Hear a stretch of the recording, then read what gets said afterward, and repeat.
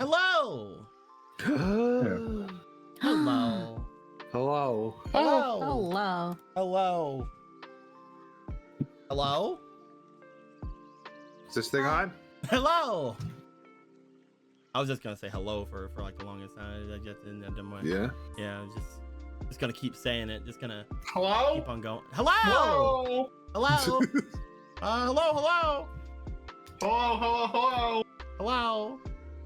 Night guard duty and all that stuff. Hello? All right. I need to know. Can I do it? Can I do it today? Can you do what? Can you do what today? You can do this. I believe in you. And you're gonna. I'm gonna try to be. Yay! Oh, okay. I can do it. Wonderful. He's back. Wondrous. You told me to check with you to make sure, and I'm very glad that you did. I was did it. remembering it. I was doing Card Gardener voice yesterday, and I'm like, Emerald, I'm doing the Card Gardener. I'm doing it. Check in on me tomorrow. I'm doing it. Here it is.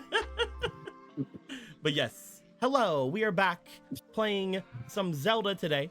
Hopefully, we can get into the meat of what's going on here. The big new thing that going down. Before we talk about what that big new thing is, maybe we'll switch over into the room. Hiya! Oh. And someone in the room can tell me what happened last time. Oh man. Who's it gonna be? Who is it gonna be? I guess I could roll for it. I could be something I could do. It's always fun to see who it lands on before I do it anyway. All right, so 1 will be Emerald, 2 will be Gorthos, 3 will be Eric, 4 will be Yome. Halfway through, I realized I said Gorthos instead of Anthony. Yeah. I'm like, I want to call everyone something different now. Hiya. That is Emerald. Emerald, what happened last time? So last time was a very interesting session. Actually, I got shit stuck in my tooth. Oh no. I'm sorry about that. I'm sorry. No, See, what happened was we finally left the Kukiri woods and we began traveling northward to the rocks. Look at that. Look at this. Right here. We started here. We got through to the other side. It was so fast and quick. Gotta hope we're still in like the proper timeline. Because who knows? I'm sure we are. It's fine. And then we made our way north to the rocks. We stopped a couple of times to rest because it's, several day trip. Just how it be. But during one of the days, something weird happened when we got around here because we were warned about how, something strange. Like we were warned previously that this area between the two rocks, which when you think about it, you can just rain down hell down there if there are bandits down there from both tops of the year. But who cares about that? And that's a long space in between. That's a pretty big space in between. That's a big bridge. It is a pretty big space. It's a pretty big. Objects are bigger than they appear. What we can really truly imagine, because it's all in the mind's eye. Weird stuff's been going on here. Bandit activity, but not like the cool bandits that we know, who are still bandits. Regular bandits and other weird things, but not entirely sure what exactly they really meant. But a weird thing happened and Polo just suddenly felt ill. It was weird. And Kura went into 100% maximum no chill about it and scooped her up and told everyone about how she wasn't feeling well. She's dying! And we talked it out. We tried to figure out why could Polo be feeling bad right now? It's weird. And even among all of our magical who's and what's we have only a lead that something magical happened to her, like with a shine of light from when Ronan played the song, but it happened so far back that we couldn't really tell who had done it. They'd probably gotten away, or why, or what even happened there. It's all very confusing, and we were just like, that's a cliff note for later, I guess. And thankfully, Polo was healed of it. But also we found out through her that her godly friend, the sun god, was also like distracted for a bit. Though he didn't really go into the details. I don't think he even knew why he felt distracted. Just something going on around here. Sun god ain't having it. Polo ain't having it. But we moved on anyway because there was nothing we could really do at this particular moment in time. And Gorthos was like, hey, I have a good feeling about this way, going up this mountain here. I just got this feeling, guys. Follow me up this mountain. And we do. We climb up this mountain. We go through several paths as Gorthos leads us up. They aren't the best paths in the world. They're very non-kempt and all that stuff. It's kind of risky, because then if we can't get up any further, we'll have to go all the way back down and around to the other one. It'll just take so much time. But we trust in the system. We trust in the method. We trust in our boys. His long-lived history of going up this mountain. And it actually does pay off. But we don't realize it at first as we go to like this blank wall with like a couple of holes on it that we don't really notice at first. And we're just examining this wall, and Gorthos is just like, it's here. This is it. What is wrong with this? Why can I not figure it out? Marco finds the holes up top, and he climbs up and he reaches his hand in, but it's just like, they're big, deep, like smooth bored holes. There's not really any like rhyme or reason that he could tell immediately what these holes could have been for. But then Gorthos gives the brightest idea of, what if he puts his fingies in there? Ooh. And his fingies fit rather well. And in fact, he was able to move the whole wall out of the way, revealing a hidden door that had not been touched in centuries, probably. Who knows? And then we're in here and we see what then becomes the rest of the session. It's the hole. Big Do hole. I enter the hole? It's a big hole. It is the as Ivori has told us in so much detail, the expanse. She used like moon rocks or something, like space rocks. They landed and she just put them in the hole and it did this. The rest of the session was about this, guys. I can't remember every tiny interaction that happened here because we were all distracted by the hole. Don't go in the hole, but if you do and survive, tell us what happens to you in the hole. They threw a sword down there. It apparently became a sword spirit. Fucking our Clarity over here dropped her own stuff down the hole that me and Ronan had found in our home. Yeah, you guys And we found a thanked nice her little. because you're like, oh, it was so nice of her, but it was weird when we found it. It's like, I didn't put it there. I'm like, oh, cool. Thanks anyway. Well, finders keepers, I guess. Like I threw it in there like a week ago or whatever. It's like we found that like a month ago. We found Over a that like month ago. Holy fuck, you've not talked to you in over a month. It was like a month and a half ago we found that shit. Also the same thing with Z being here. Z was here the whole fucking time. Hello, and I can always talk. Yeah, look at that. He can talk normally now. It's great. I've always been able to. Yeah.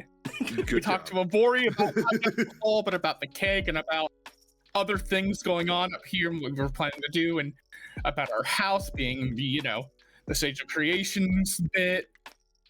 We have very interesting conversations as Marco dawns on him that, oh, Ivori is in fact just as weird, if not weirder than Gorthos in how she approaches creating things. She literally just stuck rocks down here and it worked. And she doesn't know what the fuck it's supposed to do. It's not she doesn't know. finished. It's not finished. She had no rhyme or reason to do this, and it's just a whole fucking thing, you know? It's just a whole goddamn thing. The goddamn whole. Stop judging my work. It's not finished. I wouldn't even know how to begin to judge it. You're judging it right now. So yeah, Marcos is like, I thought we were gonna get a lot of answers out of this wise old woman who knows a lot of things. And it's like, oh, she's just spurred Gorthos. Oh. They're all just Gorthos in their own weird ways. You should see what Zolcirca does in his spare time.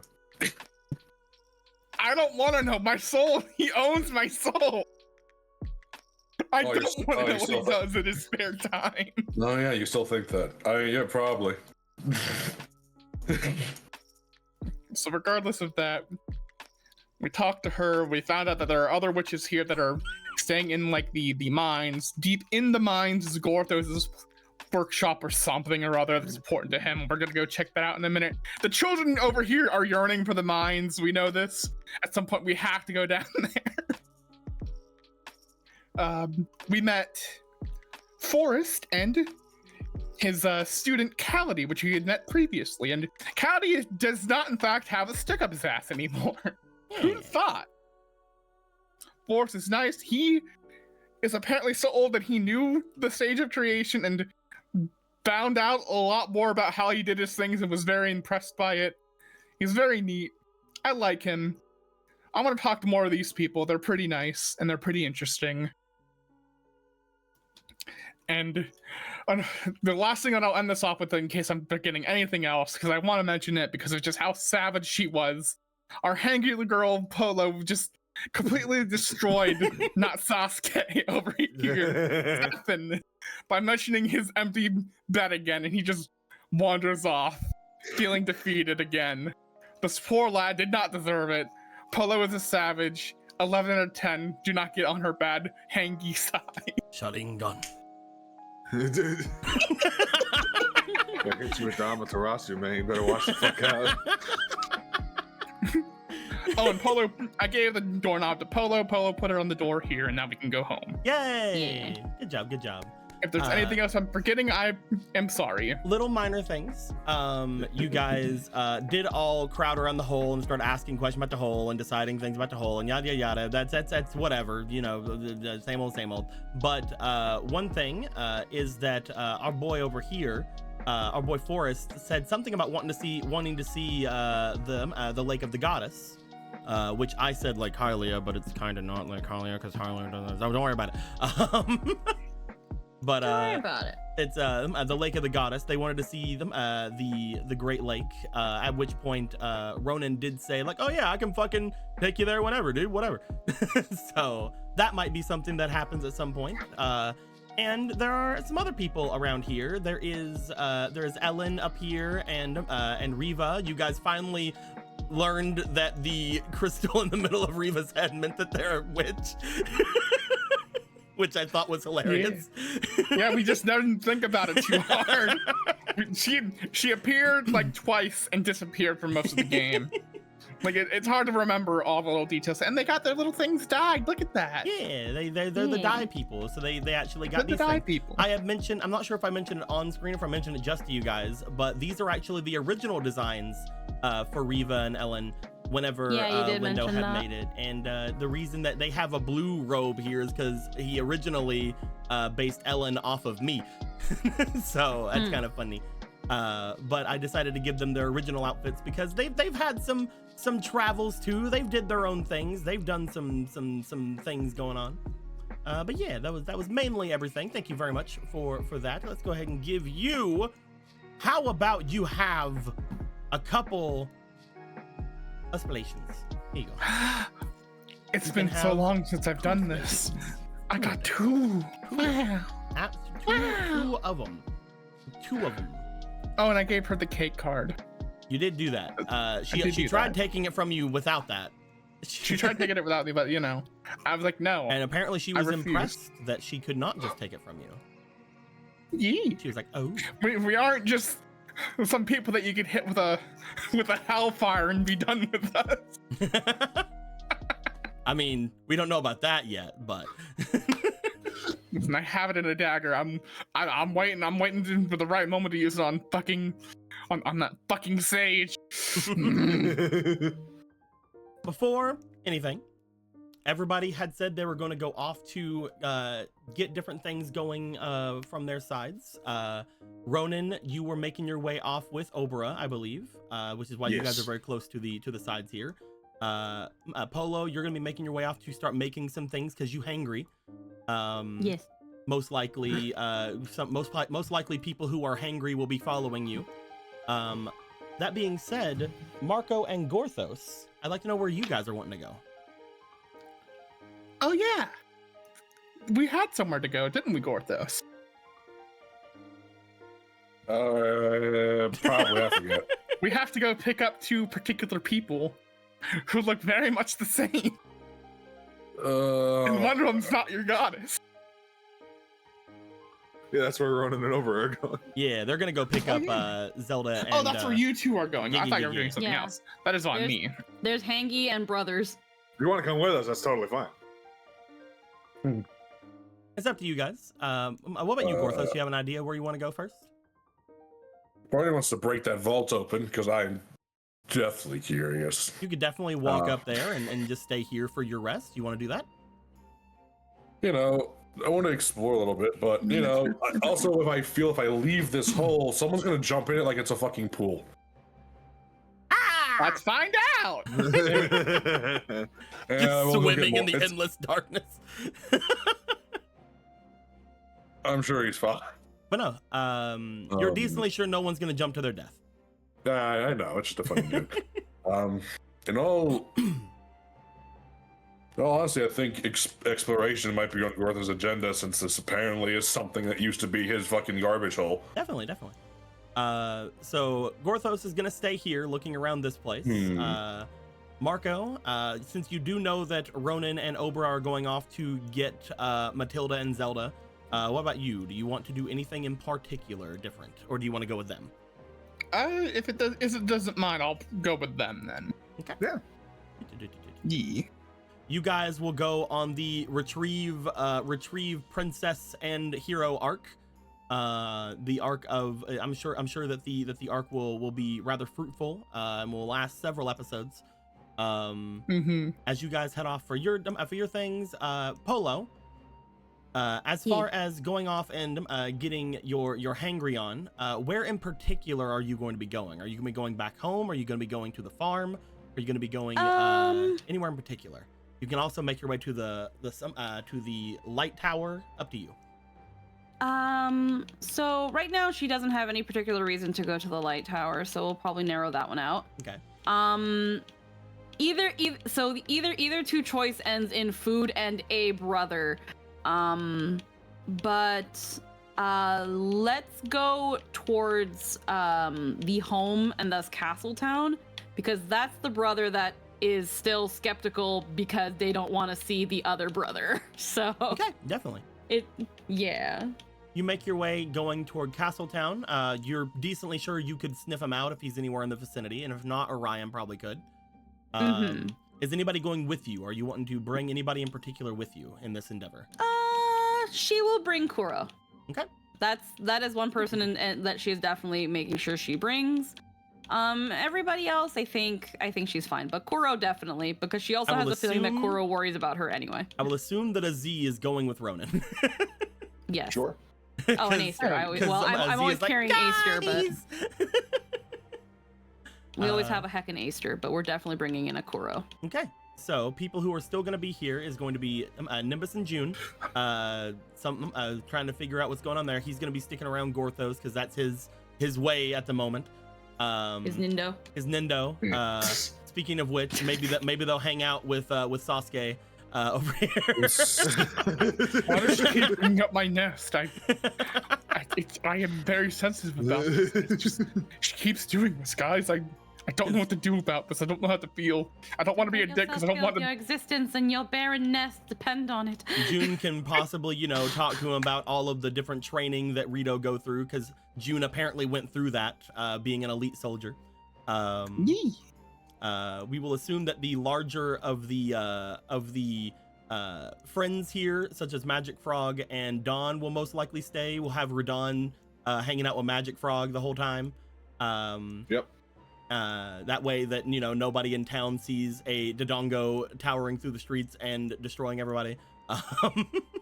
Sounds good. Our boy Argo will watch the Skull Kid to make sure he doesn't jump into the endless void.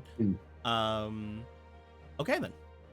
All that being said, let's go ahead and start off with the crew making their way to Matilda and Zelda. As you guys are doing such a thing, let me go and get the map that is going to be needed for such a venture. Which is the simplest of maps. It's right here. It's so great. Look at it. So churchy. You guys make your way into your home, and upon going into your home, you find that heading out into the greater part of Castletown is not hard at all for any of you. Obviously, you guys have made the trip millions and billions of times at this point. You've spent so much time in Castletown. Oh man, you love it here. Maybe we should spend even more time here. We'll stay here forever, all the time. 20 years. Castletown. 1,000 years. 1,000 years. 100 episodes. Castletown 100 episode heart. That being said, you guys do eventually make your way to the Temple of Time. Upon getting yourselves into the Temple of Time, you do notice that there is familiar faces there all around. And I'm missing one. I'm trying to find her. She is elusive. The elusive. The Is it their sister? Yes. The elusive sister number 2600-315. Nikala, the Temple Knight. No, 2600-315. That's easy in her to remember. description, it's fine. Yeah. As you guys would make your way into the temple, you guys would note upon going in there that the only people you would see immediately is the Bishop of War and Nikala. As you stand your ways in, the two of you plus Obra would take note that there isn't really a lot of prayer happening at the moment. There's not a lot of people who have made their way into the temple, which both of you would know, having spent so much time here. God, you love it here. That this is a prime time for people to be making their way toward the temple. You guys didn't really see anybody surrounding the temple. I don't think I saw an event happening in town. Why is it so empty today? Marco, you step in and you call out toward Nikala and the Bishop of War. As you do, the bishop does not turn towards you. He's still staring toward the entranceway. Nikala does make her way back. It's like, oh, welcome, heroes. I see my brother is not with you. No, no, not he's at the busy. moment. That's fine. I just, I just want to check on him every now and then, but I'm not. Apparently, I have to be here. But that's fine. I'm sure that everything will be fine. You have to stand watch over your princess. I know. I understand why I'm here. I get it. She looks back. What were you saying? This is typically like prime prayer time, and it's a ghost town in here. And I'm just curious why.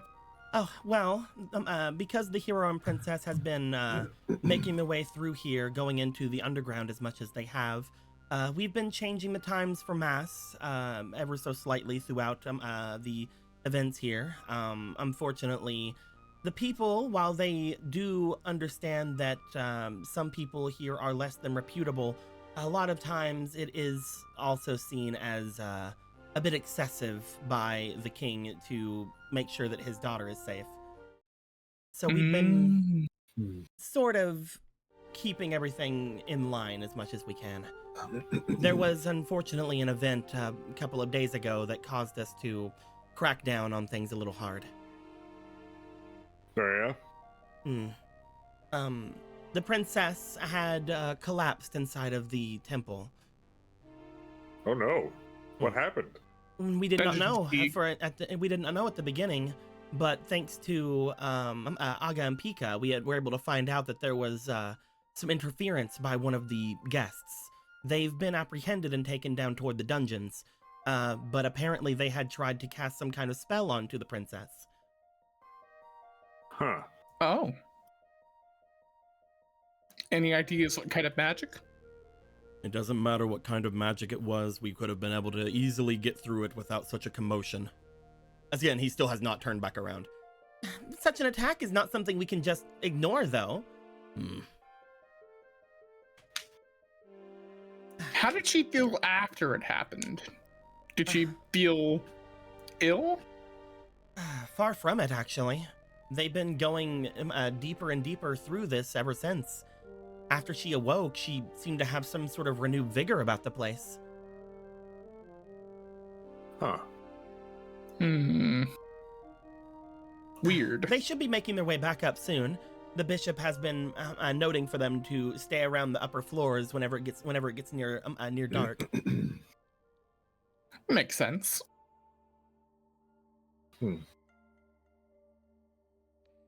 Well, Must be some kind of powerful magic to be able to do something with Matilda, though. Yeah, that's interesting. You wouldn't happen to know what that kind of anything that would do that, right? Or is just looking at Obra? It depends on if it was magic or if it was something else. Magical sleep is something that can be induced, obviously. If it was some kind of airborne pollen or poison or something, maybe that would be a lot different. But if it only targeted her, I doubt that would be the case. Not to mention, Hylians are a little bit more difficult to take down with those kinds of things. Especially here on sacred ground. Exactly. So I doubt it was that. That being said, magic is... They may have been somewhat hiding themselves and somewhat keeping themselves under wraps over at the Demon Castle, but they're no slouch as a magician. I wouldn't call them a full-on witch yet, but they are definitely more talented than the average person out here, especially in Castletown. Do you think would we be cool to go in and look for them? You see the bishop look back over to you.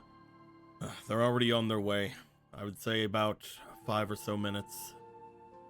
Oh, perfect. That's good. Okay. I've been keeping an eye on them. They are currently just beyond the... As he's looking in, what did you call it again? The Chew Farm? Yeah. Oh, that thing. That weird invisible thing. I hadn't checked on that in a while. We've gathered most of the chews from there and removed them. That's good. That being said, we tried gathering all of them once, but it seems as if we must have missed either a tiny one or a piece of one, because they came all the way back. The population of chews are very difficult to keep down in the best of times, but I was decently sure that we took them all out. Yeah, I wouldn't put it past the dungeon to just create them at this point. As you guys speak, you guys do find eventually, stepping out from the underground area, you guys see two somewhat identical people stepping out and about. As they do, you see that they have they appear to be in good spirits. The both of them, you hear them before you see them. You hear laughter coming from there. Stepping out and into the area, you find that there is both Matilda and Zelda. Not Zelda, Matilda and Jason. How would we fucking know? Hold on, let me get the other one. Let me move this one over here. No. You see both Matilda and Jason. You would also find that Jason appears to have both the Master Sword and the Golden Sword on them. Cool. As they step up out into it, you find that they... First off, look over towards you, both of them looking somewhat excited. You find that Jason looking over toward all of you with a bit of a more reserved smile, just like, not gonna do anything weird. Matilda runs forward, just like, oh, if it isn't the heroes. pushing past where Nakala is, getting to you guys. What can we do for you? Have you came to learn of the depths of the Temple of Time? No, we haven't. In due time. We came to see if you guys would be willing to come with us to meet with Ivori. Ivori? Yeah, Gorthos' friend. She knows a lot about a lot of stuff. She's really old. And we have questions for her that you two would probably be good to be around for, because they pertain to you. What could it be? Jason's looking over towards you. Stuff about your your dad, and other such things, and about your past and stuff. and you, and points to Matilda, and you are kind of maybe relevant to some of it as well. Well, of course I'm relevant. You're taking my hero. Yeah, of course. You just see them at that point. They just link their arm with Jason and just like, again, like looking very much just like pleased as Peach to be out from the dungeon. You will notice, looking at both Jason and Matilda, Matilda seems much more energetic than Jason is right now. Okay. At this point, the bishop would come and walk over toward them. Before you head off on some other adventure, he puts a hand out toward them. Oh, right. They dig into their pack. They pull out another sack similar to the one you guys saw them pull out the last time, as you see them hand over some more of that black dust over toward the Bishop of War. Ooh. Seems it's still going rather well. Just about anything we put in there comes up with the exact same thing. Strange, but still useful. As he pockets the bag of black dust, he looks back to you guys. That grinder you all found. We found out a couple of more things about it. Just about anything you put in seems to create some kind of black magic dust. That being said, certain things seem to create something different, kind of like how you found those bones before and those bone fragments. We're trying to decide if it just happens to be the potential of the magic item used, the potential of the material, or some kind of mixture of the two. Unfortunately, everything we put in there so far has just brought back to us this black magic dust. In good terms, that means that we can turn very common material into this enchanting dust. In bad terms, it does mean that we still have no idea what it was originally made for. Well, we were able to find more of these down there. You see as she pulls out what appears to be a money pouch, and then she pulls out a couple of things that, Marco, you recognize. As she pulls out what appears to be several black rupees. Why are there more? I thought we just made the one. As she pulls them out, she looks over toward Jason. Well, Jason was spinning around inside of one of the deeper areas of the dungeon, and she destroyed a couple of pots, and these came out. I didn't mean to destroy them. They were in the way. It's fine to destroy pots. They're in a dungeon. They're meant to be broken. Sometimes you just get stuck on them and you need to get past, but you can't. That's not, what are you going to do? Jump over them? That's stupid. You know, the best when you pick them up and throw them. You know more about these, Marco? Well, yeah, me and Gorthos made one. I was more meaning you know what they're for. Kinda? We sort of took a curse out of a person and put it in one. And it has, but from what I could feel, more space in it for more magical things to be put in. Like a lot more. Some kind of cursed currency, then? I guess if there's something like that deep down there, you could also assume that some of the monster experimentations that were done down there might have leaked into it. Interesting. Maybe. I'll take those as well. He puts a hand out toward them. It's just, you see Matilda look to them, hand them back to him, like, fine. As he takes the 5 rupees, he looks back over towards you. If you learn anything new about them, let me know. Maybe we'll see if we can use one of these in some of the grinding experiments or something else. Since you're taking these two, I'm assuming they'll be back soon, or should I get some sort of other adventuring party? They'll be back soon, don't worry. One more thing before you take these two. Yeah. He looks over toward where Matilda and Jason are.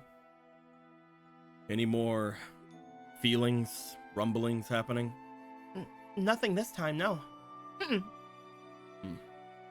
A few days ago, they said that they had felt some kind of a sensation similar to a small earthquake or something down there.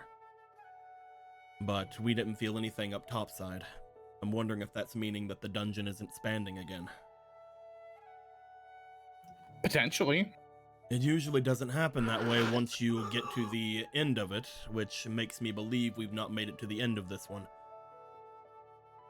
That makes sense. We didn't go all the way through it from when we explored it. And I mean, I don't know if we even went everywhere where Slaverman was down there. We'll check more out about it later. All I know is that it's a lot easier for Hylians to make their way down this one than someone like me. Oh, yeah? Well, they have the protection of this place down there. At least as far as the first couple of floors. I see.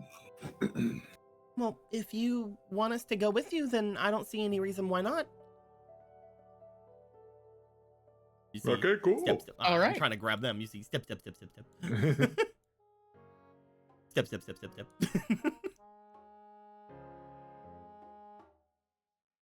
Then, let us be off then. Yeah. Off we go. You guys grab Jason and Matilda. As you guys do, you set out and away from the area. Before making your way back toward your guys' place, is there anything you guys would like to do? I don't think so. Not for Ronan, at least. Okay. Marco? They said it was a couple days ago that the magic that affected Matilda hit her. Yes. I'm assuming this must have been like after the rumbling that they felt. You can ask about it. All right, I will. So, Princess, I wanted to know, we had heard about two of the things that happened recently. The spell and the rumbling. Which one happened first? They didn't say. Spell? I believe he was talking about the attack, Princess. Oh, well, I believe the rumbling happened first. I believe it happened around 4 days ago, and I collapsed around 3. I see. Why do you ask? It was not really that, something that was that crazy. I've already talked to my father about it and told him that whatever that person didn't really do much. There really isn't any big deal. I mean, I know that they must have done something to me, but it didn't seem like it hurt me at all, so... She shrugs. Not to mention there was everybody around. It's not like they could have got away with anything. It must have, whatever he did must have been something that he didn't care if he got caught doing. Also, it could just talk to the princess's prowess that it didn't do anything. They might have still wanted to do something terrible to you. Well, either way, that just means they're incompetent, not really someone we have to worry about. Do you want me to check and make sure that you both are okay, just to be safe about it? Oh, yes, you can do the songs as well. I did them immediately, but maybe yours are more in tuned. Oh I yeah, don't you know can about do that, all the but I different can you give it can a do all the shot. different songs that Jason can do. Go ahead. The exact same one. It's true. Smiles. You don't know anything. Don't know anything. That was out of character. Fucking he will play fucking the water one, the Serenade of Water. He will target both Jason and Matilda with it. With the Serenade of Water, let's just make our way over toward it. You can use it to attempt to divine the cause or types of magic that affect a single being. This allows the target to gain one use of an ability of their target per day. As you cast this over the two of them, as you play it, you do find that Jason does go with you, and you do hear the tiny little tones of Z as well, as the three of you do your little jam. It does seem as if whenever you complete it, there doesn't appear to be any magical effects that seem to come from the two of them. Cool. Looks like you're both good. That's And then you guys teleport away into the forest, and then you have to no. I didn't play it for an hour. Ooh, in the forest anyway. It'd be like in the middle of nowhere. My bad. another spell we can't divine. That's not exactly how the music works. It's something that if it was still affecting us. Again, I Yeah. played this almost immediately, and there was something then, but I wasn't able to understand it. But I was able to remove it at the very least. And again, it wasn't even that bad to begin with, right? I mean, it caused you to collapse. No big. Huh. How did you, when it happened, how did it make you feel beyond, the collapsing bit? Well, I got really sleepy for a little while, which is where everyone said that I collapsed. Other than that, I'm gonna have them roll.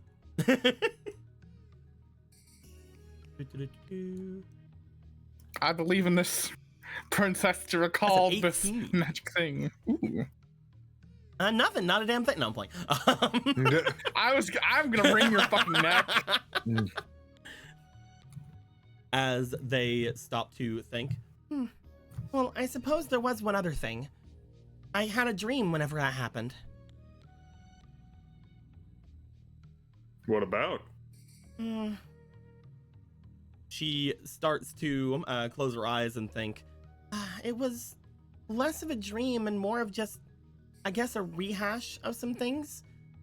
I remembered, well, a lot of things that I was told by Jason about how they, about a lot about their, She like stops for a second, look over. Jason looks over to you. Not sure how much you guys have told. They just give a nod. It's like, about a lot of their origin, where they believe that they were before all of this, and about their family and everything. I had gained a lot of, I guess, renewed understanding of that, but I was also listening to a bunch of other conversations people had told me, several things, things that were told to me by my father from long ago, conversation that I had with my mother, different things that I had spoken with the demons over at the convention over there. A lot of things, just a bunch of conversations going through my head as if they were replaying themselves. Was there any like consistency to the conversations, or just the random? Now that you mention it, there was one thing. All of those conversations were around the time whenever I gained some kind of new skill. The conversation with my mother, for example, was whenever I was learning how to control magic. Whenever I was speaking with my father, he was teaching me different methods of collecting materials and refining them. Whenever I was speaking with Jason, they were telling me about all their songs and everything that were going on with them. It was just, I guess I was reliving all of my, well, more important, skillful endeavors. The things that give me more understanding, I guess. Interesting. Your experiences. Those that would make you stronger.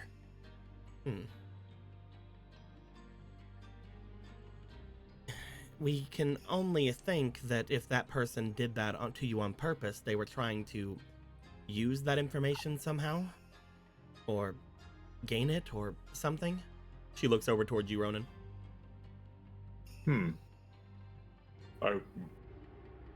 Why though? That'd be weird. I don't know who. I guess we could go see them. They're in the dungeon, right? Yes. At the moment, they probably put the bridges up, but we can probably make our way through on the other sides if you want to, or we can wait until tomorrow. I mean, yeah. I don't want to if it's gonna be a long endeavor, I don't want to keep the others waiting or anything. What's up, Marco? I've got a nagging feeling about that. I don't know why. About what? Going to see him? No, about Obera saying about trying to gain her experience and memories and stuff. Yeah, I don't know why they would do that, and I thought maybe if we went to see them, we could figure out who they are and what they wanted. But Well, I can think of one thing that could be the case, but I'm not entirely sure about it. I think I might understand what you mean. Z just kind of like floats over toward where Matilda and Jason are. Well, I was thinking that it might have been meant for Jason here instead. Both the princess and they were Jason look aiming for extremely. Jason. Both the princess and Jason look extremely similar. Maybe they were trying to find a way to take the hero skills. Could be. That could easily be something that happened. Well, that does bring down my importance, though, so I don't like that one. We have no idea who they were aiming for yet, so it could still be you for all we know.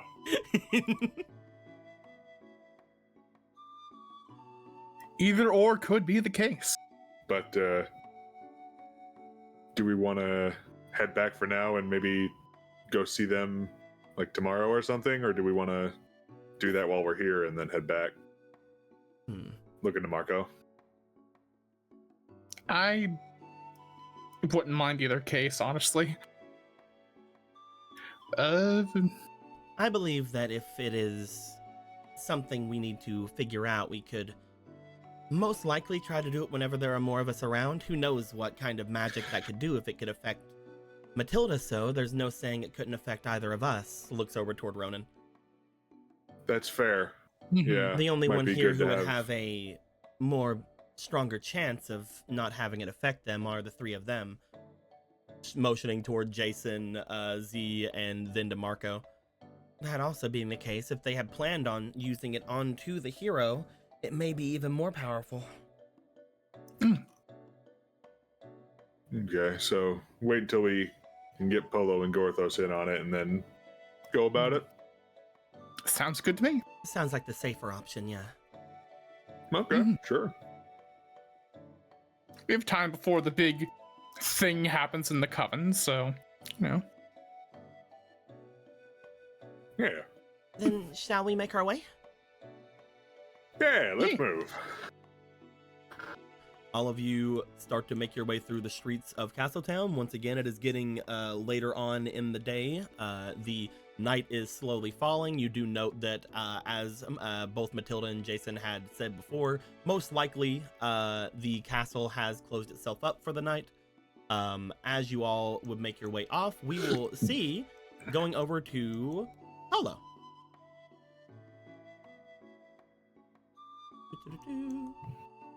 Polo, you make your way back into the main house, going to attempt to get yourself. Geez, you guys went up into the sky. I gotta wait for you to fall back down. Here you guys come. Wee. There you go. You would make your way off into the main house to get your cooking on. You guys went up into the sky again. I was a little bit too far away, and I just gotta wait until I get you guys a little closer every time. Yep. Upon going up and into the main area of the house, you would make your way into the kitchen area, I'm guessing.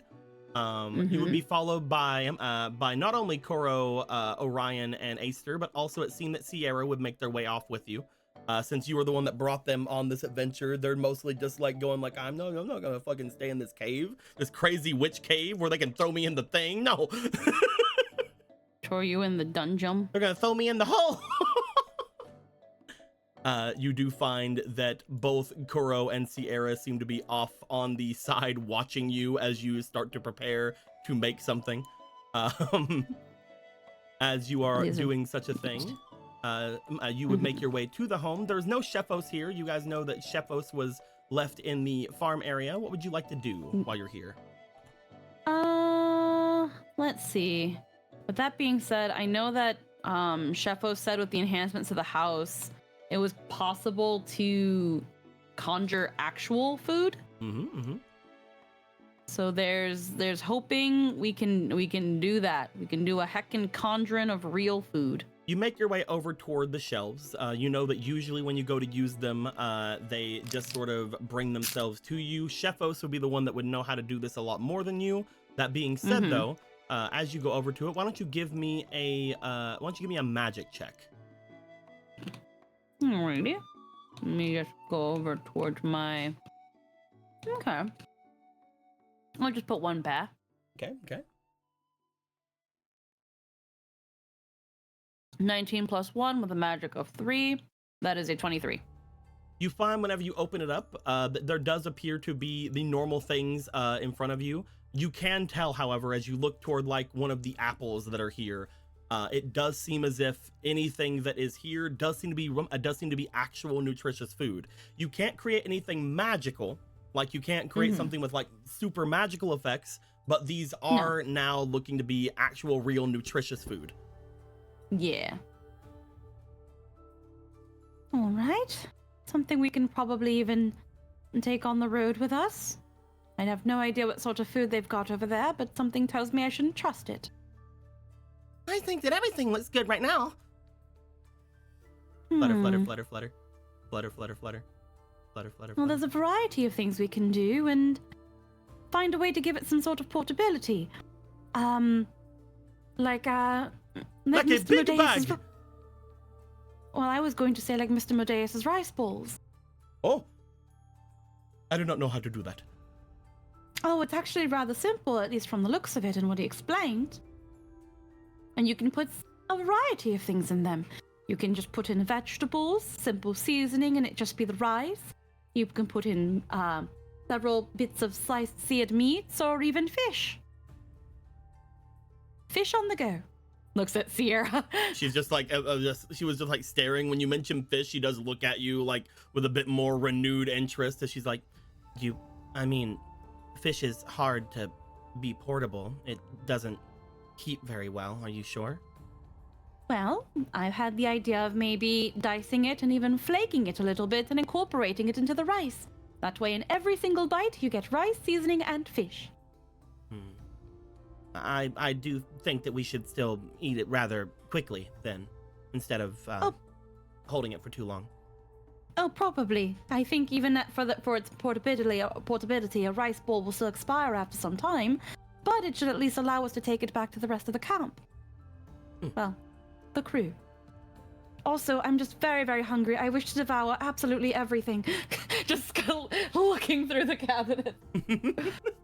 I love that we can assume that we're in like the last like legs of your travel. You've just been like, whenever you were on your way toward the entrance to that to the cave, you were just looking through all the rations you guys had brought with you, and you're like, I already ate everything that I liked.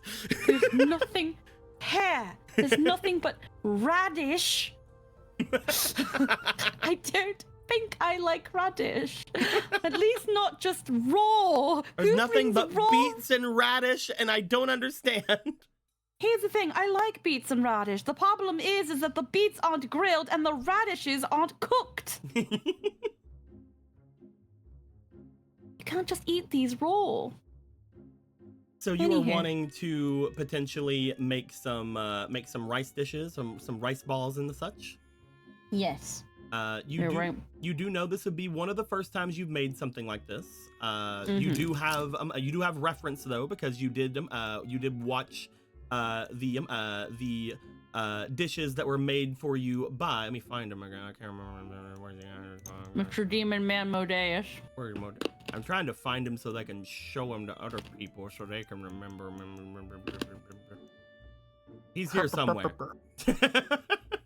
Who knows? He's right here.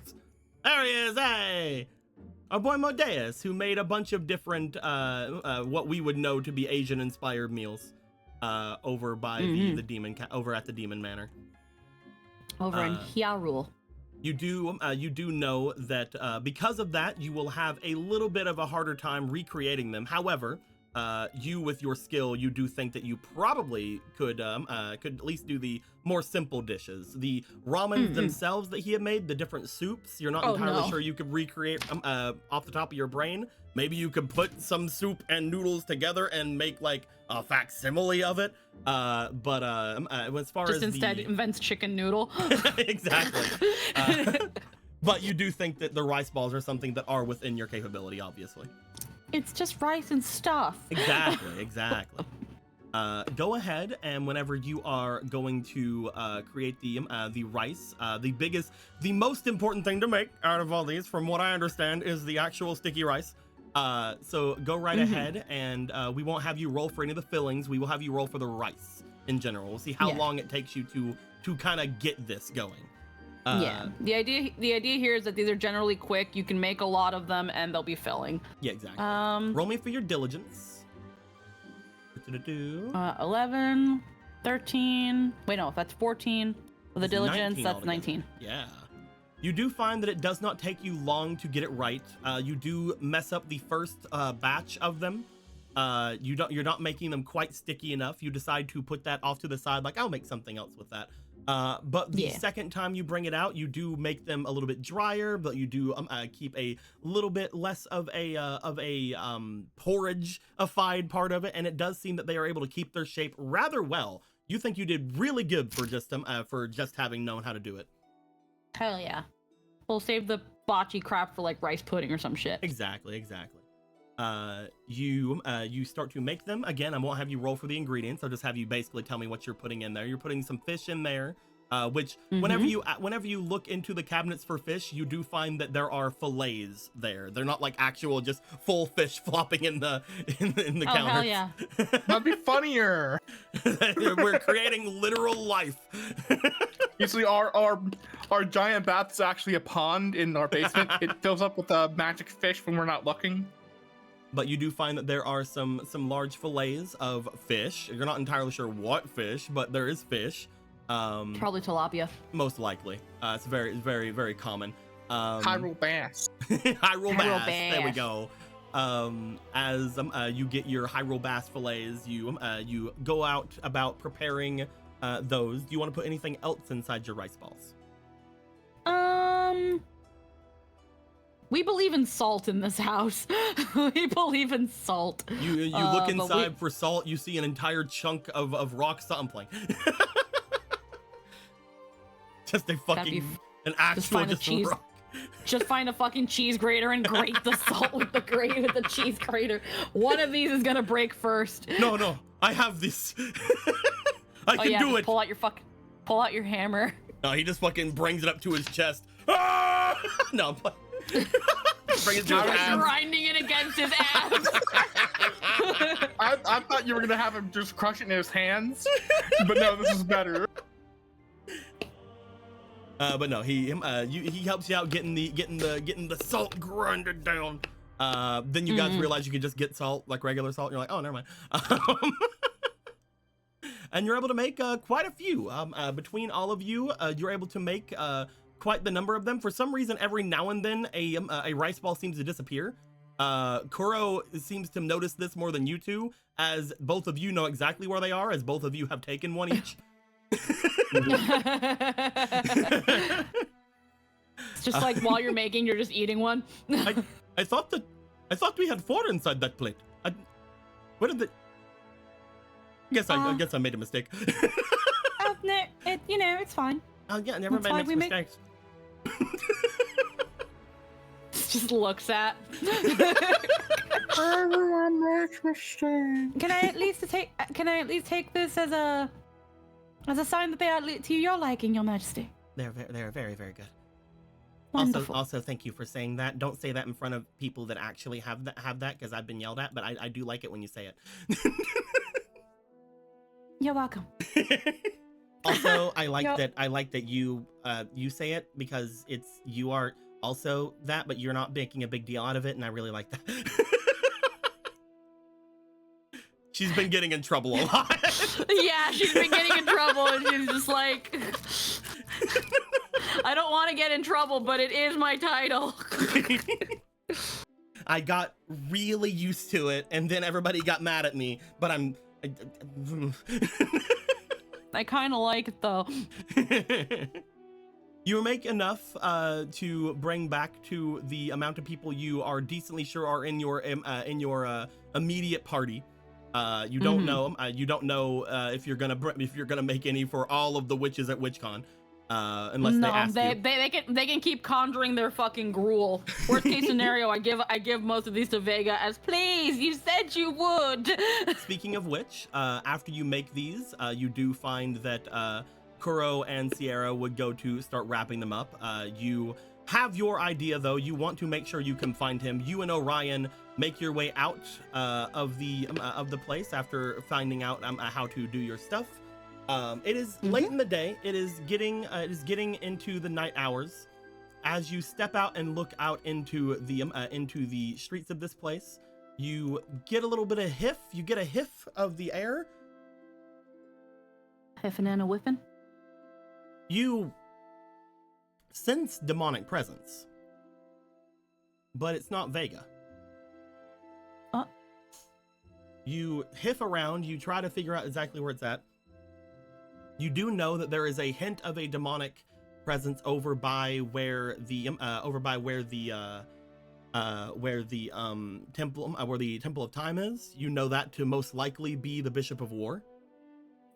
But you're not feeling anything else immediately.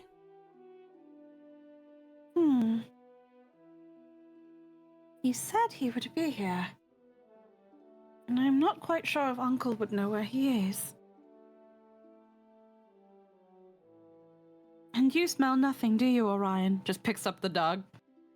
Orion goes to do hiff. Roll me for Orion real quick. Roll me for that good +4, please. All right, I'll just roll a straight D20. That's a No. 7. You do find that there's a bit of a whine from him as he tries to hiff around for Vega. You know that he's looking for Vega because, again, you guys have that little bit of a connection. You do know that that he is looking where he believes or what he thinks he's looking for. However, you do find that he does seem to sniff around a bit, and looking down toward the area you had last seen Vega, he does seem to pick something up as he starts to yip his way down to the south. All right, then, lead the way.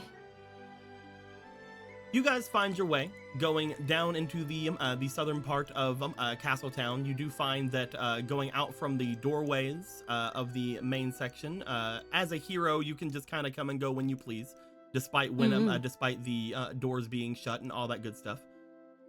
As you make your way out, you do find exactly what Orion is looking for. However, you do not find Vega. You find the last person you had seen Vega with. Oh, Mr. Domrin. You find what appears to be standing out in the middle of the training field, what appears to be Domrin, his large hammer set down onto the side, and him himself seemingly looking over the hills of Central Hyrule, just sort of taking in the sight off in that direction. You do find that whenever you get here, there is a vague Vega scent coming from him, as obviously they've been fighting around this area, which might have been where Orion was pulling you. Yeah. But at the moment, though, there does not appear to be a Vega anywhere nearby. Good evening, Mr. Domrin. I hope I'm not disturbing you. Oh, Miss Paul. Good evening. Yes, quite so. What can I do for you? Oh, well, there's quite a couple things you can do for me. Well, only one exactly. Do you know the location of my older brother? I would actually If you've seen him lately, yes, of course. Well, he looks over toward the rolling hills in front of him.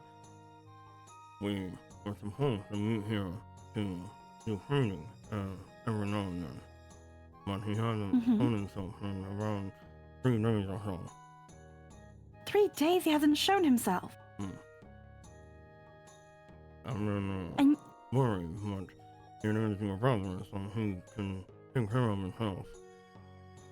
I don't see why anything would hinder him. Well, at least 3 days. How can I put this lightly? Do you wash your armor, Sir Domrin? My armor, of course. What do you ask? Because his scent permeates it. I'm sorry, I tried to keep a straight face. I love that I can have a conversation with you with Domrin. I love it so That's fucking great. much.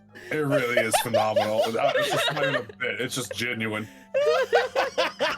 Thank you, Squeaky, for being just so on the uptake on how to hear him. I could never. Oh my god. Anyway. But everyone has his blood from our training. I see. And you said you mostly all meet here in the morning and do your training. Is there anywhere else you two reconvene? Maybe after to partake in refreshments, or maybe even do whatever men do after training for so long? Like maybe a bathhouse or a diner. I'm not really doing that, but I have been making my way to the path over on the mountain, thanks to your portal. Oh yes, that would make it much more convenient, and they are much more luxurious. Not really. He keeps to himself mostly, but I am worried. It does worry me too, just the fact that you said he keeps to himself. He's usually always willing and to be bombastic and loud. Especially if he has been accomplishing what he desires. So for him to be so quiet and possibly even shut in and for 3 days. He may not mention it, but his training has been worrying him.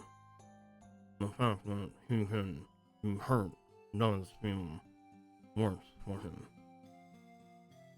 Worse for him? He puts up a good front, I'll give him that.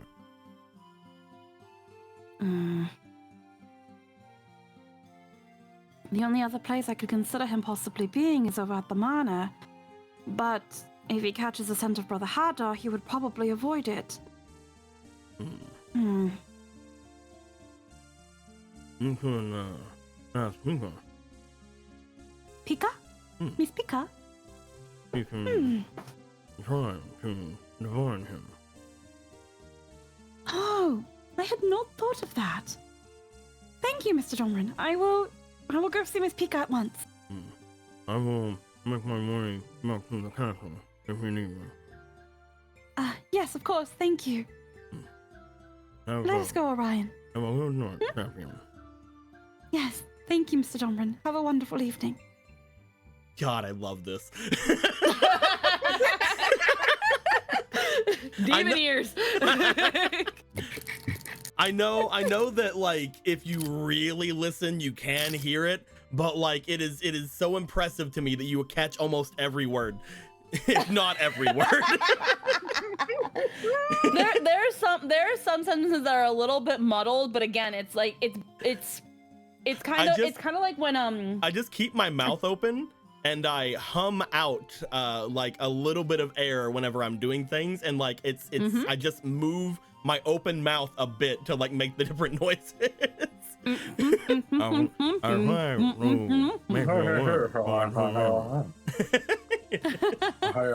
good. It's very fun. I just love how it just happened that just no one can understand him but her. It's so good. I love it so much. It was a joke like, that I did whenever Emerald was pretending to be him for a bit, and it's just came so far, and I love it. It just works so well. This has been cooking for 108 episodes. It's just like Great. But yeah, he does tell you that perhaps you could have Pika divine him, see if there's anything that they can find out. He would make his way back to the castle in case you need him. Yeah, at this point, do you want to make your way anywhere in particular? She's pretty sure she knows where Pika and Aga's tower is, so it's probably just making her way over to Pika's. People have been there enough. You do find that it is on the way through Castletown. You find on your way out, going into the center of town, near where the fountain is. You do see coming in your direction what appears to be Ronan, Marco, and the others. Followed with, of course, Obra, the princess, the hero, and Z.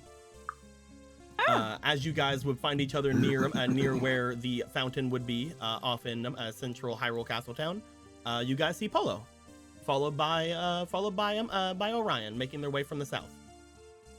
Oh, hey. Oh, hi. Hey. I see you found the two. Neither one is Miss Zelda, is there? No, it's Jason, okay. Jason and Matilda. Okay then, Miss Jason and Your Highness. Don't worry, especially because they've been making their way toward the temple as of late. We've been getting in that a lot. Oh. It's very nice to see you, though, champion. Yes, of course, Your Majesty. Wait, Yes. does just everyone know that Zelda is like around? They don't now? know. They don't know that Zelda is the mortal goddess, but they do know that a person named okay. Zelda, who is apparently very much feeling. There's a feel about them inside the city right now, and it's probably what's making a lot of them upset that they can't go to the temple as much.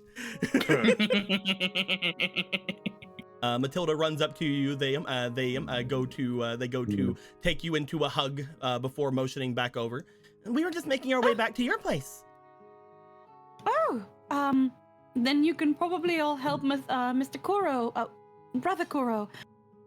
And, God, her name just like, my brain farted Sierra. real hard just now.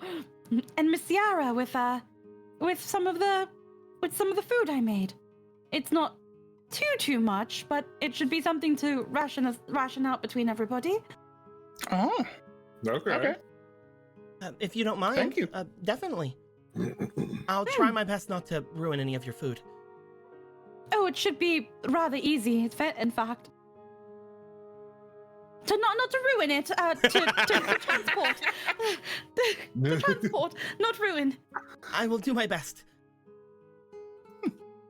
All right. As they would see you making your way out and about. You just gonna make your way past them and go over toward Pika's? She'll double check. Ronan, just to make sure and be safe. Yeah. Miss Pika's tower, it is that way, correct? She just points in the direction where she thinks it is. Yeah, it's right down that really, really dark alley. All right. did they ever fix the door? I don't know. It's been a while. Apparently, they know whenever somebody's coming, so they'll probably know that you're coming. Yeah, you should just make your way right in. Are there any little slight odd fits of whimsy that I should be wary of? There's grass in their house, but aside from that, nothing out of the ordinary there. Oh, I mostly meant in Miss Pika's demeanor. Miss Aga is one thing; she is rather stoic and flatlined, one could say. But I have not really had any experience talking to Miss Pika. I mean, I don't think there's any.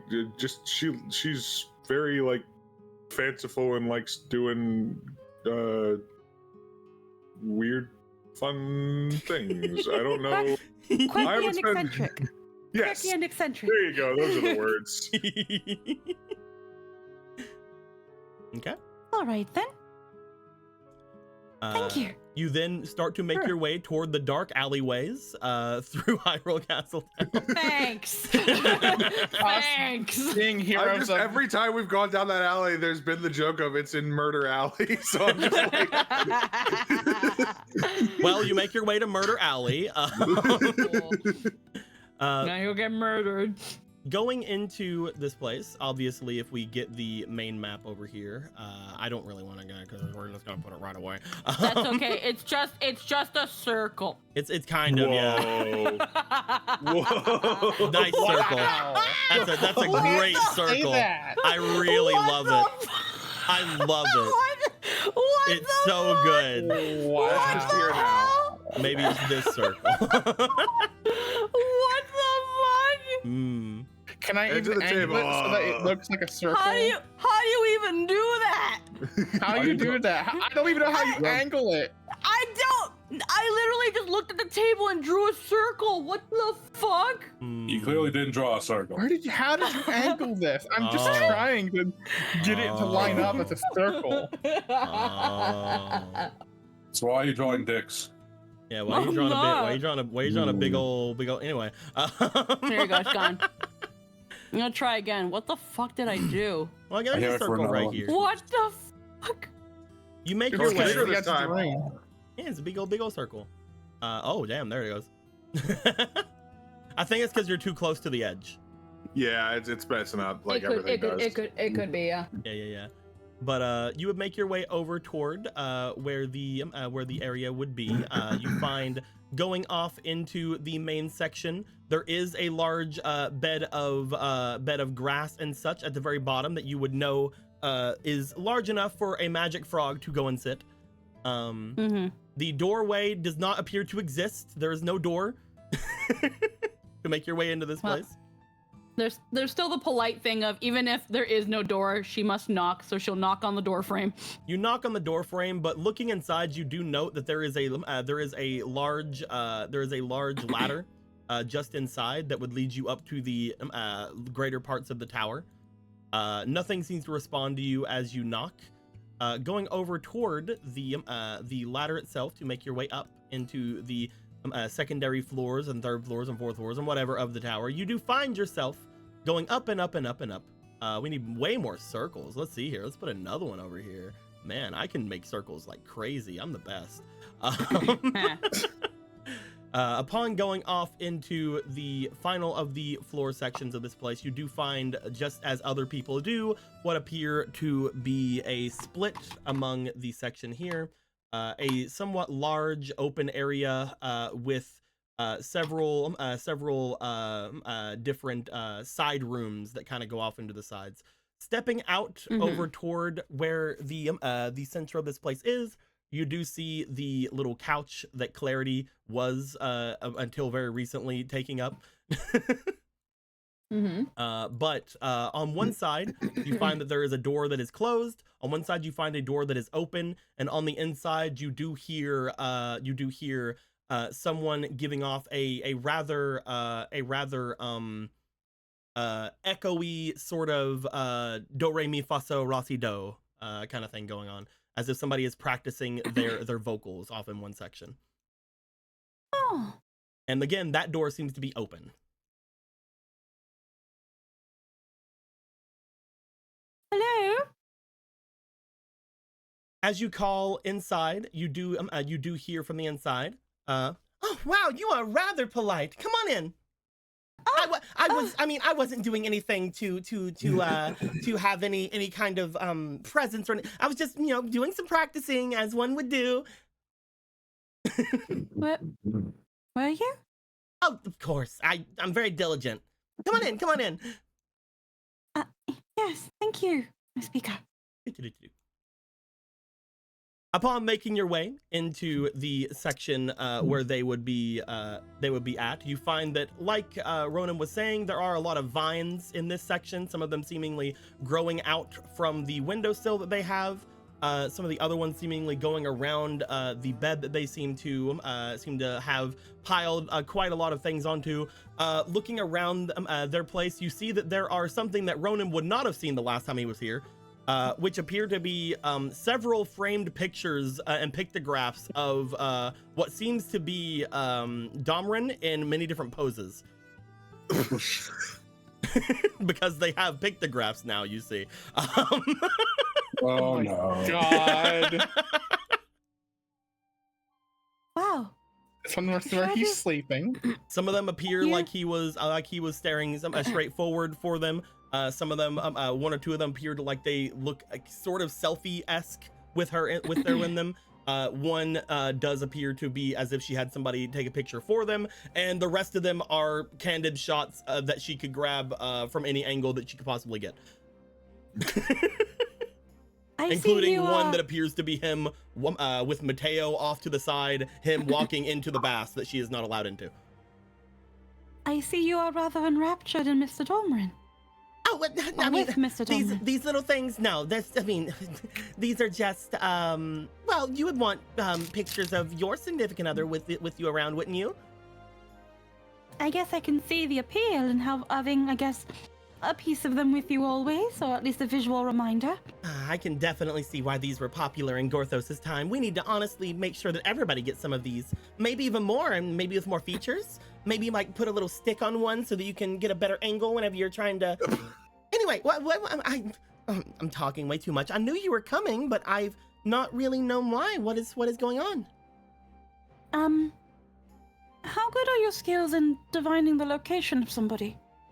Well, I'm rather good at finding out things that I have my own vested interests in. I do try to look into different things from other people. I mostly can see well, visions, not really of where things are, but where things, I guess, will be, if that makes sense.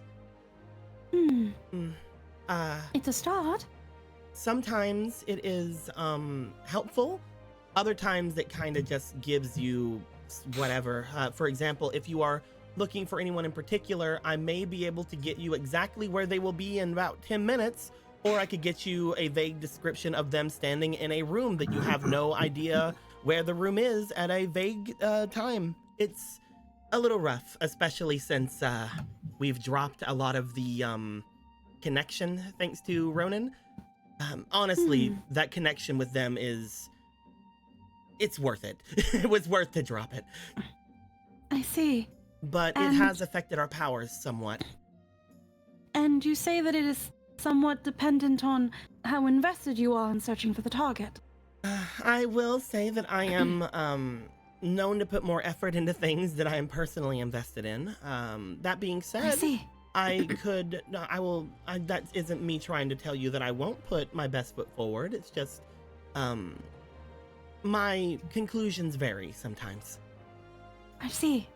Well, sorry. I will... No, that is perfectly fine and understandable. If anything, that can be a benefit so that you aren't taken advantage of. But, I guess getting down to the chase, as they would say, I am trying to locate my brother Vega, Sadomrin's sparring partner. Oh, yes, I've spoken with Vega on occasion since returning to Castletown. Though I haven't been able to really get close to them as they've been sparring. There was the occasion that I tried, but he looked at the pictograph box that I had and apparently thought it was something else, and I thought he was going to destroy it, so I left. Oh, I mean... I did get this of him, though. As you see what appears to be over at their corner, they take a picture that has a very tiny Domrin in the corner of it, but what appears to be a Vega charging forward with their claws outstretched toward the camera. This is who I need, right? Yes, that is my brother. He's rather energetic. He is. And usually it's rather easy to track him down. That is why Sadomrin is very worried. He has not seen him in 3 days. That's rather odd. Did he say where he would be? I'm trying to recall. They usually meet up in the mountains to spar in the mornings. And usually when it comes to easing the tension after the spars, they go to the springs up on the mountain. And I think they just browse the local eateries when they wish to soothe their famished stomachs. Okay. So that's where he's at whenever. All right, good. Very good to know. Thank you very much. Other than that, I'm finding a hard time finding his scent. When Orion and I were trying to track it, we instead found it on Mr. Domrin. And quite a ample permeation of it, in fact. Even after he claims he cleans his armor. Well, your brother is a full demon, correct? There is still the idea that when it comes to malice in particular, it is difficult to get free of that. Normal people like me and Domrin and some of the others may not even notice it being around, but someone like you might be able to sense that long after it's been scrubbed away. That could be what it is then. It might just be his malice. I know that they do get rather rough with their training, and from what I understand, this is the first time your brother has ever been injured in training sometimes? It is also new to him. He's been, well, Father's treasure has made him immortal for such a long time. I guess he is readjusting to the fear of his mortality. Well, I should be able to try to find them. I have some fleeting interactions with them. I should be able to figure things out, though I wish that there was something else I had that I could maybe connect myself with him further. It might be able to limit things down. I'd have to mostly rely on my own talents. Maybe something of Brother Vega's. Something of his, or if you had any persons or anyone around who could supply some magic for me. I would ask Aga, but she's in a bit of a mood right now. Miss Aga? Yeah, she motions over across the hallway to the other doorway. She's been having a bit of a time the past couple of days. Apparently, there was some kind of a vision or something she had. She passed out a couple of days ago, and she hasn't came out of her room since, trying to figure anything out about it. Apparently, she said after she passed out, there was some kind of a vision of her training and of different things like that, but she seems really upset over it. I see. That is right. She is a witch. If you could somehow convince her to help you, then I could maybe use her power to guide my magic a bit, or you could try to get one of your friends to. Other than that, I could just go ahead and try it right now and see where my own magic takes me. I am an oracle after all. I do have most likely the ability to at least find him. It just, if we want to fine tune it as to where he is now, then it may require more magic. I would probably like to use our time as wisely as possible. So if anything, I will take a moment to... And also, before you think that this is like just a one-time thing or anything, this is not something that will take up any time at all. This is not like I can only show you one time or anything like that. I can show you as many times as you need. Oh, of course. Thank you. I really appreciate the clarification. No problem. It's just, there are many different magics out there that are one and done uses and things of that nature, but when it comes to oracles and the heightened witches and wizards and different kind of magical beings out there, most of the time we can do these sort of small little things for honestly nothing. I see. But it does require some finesse if we're wanting to hone in on something, is all. Yes. Again, I merely wish to use our time as wisely as possible. Of course. So I will see to Miss Aga and see if maybe I could convince her. And as for you, Miss Pika, if I am maybe to, I guess, make it so that you are not leaving completely empty-handed. Have you ever partaken in a fish of love? A what? A fish of love. It is a special dish. Tell me more. Well, it is a special dish that was concocted with the idea of if you share it with someone you wish to have a relationship with, it will come true. I have made it twice so far, and I will have you know that they have both been an absolute success.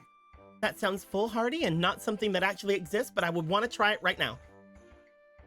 Well, if we are able to as accurately and pinpoint as possible where the location of my brother is, I can take the time that is needed to prepare you the best fish of love that I can, so that you may share it with your Sir Domrin.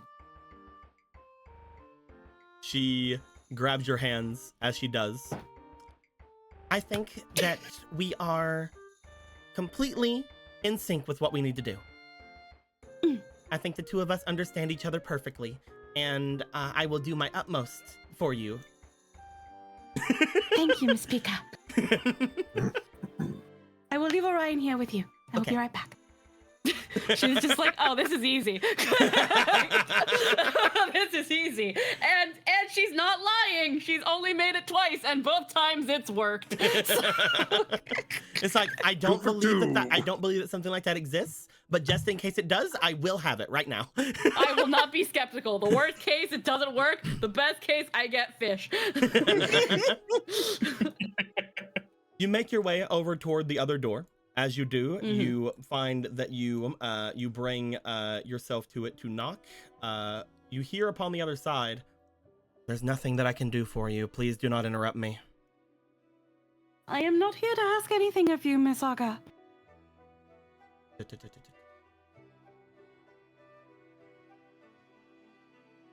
Good evening. they have not answered the door. I just wanted to put them over here. Oh, okay. I can hear just about anything in this place. You are rather loud. It's not any... I'm okay, busy. then let me... is there any way I can help? I don't see how, I will be honest.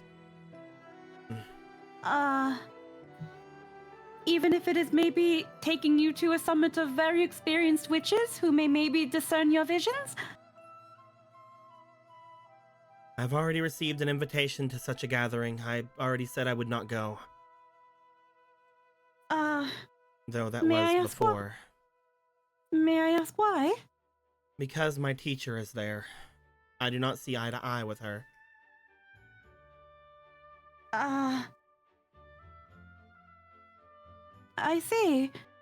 Well, if you do ever change your mind, we have a very, very easy way to get there with no added effort.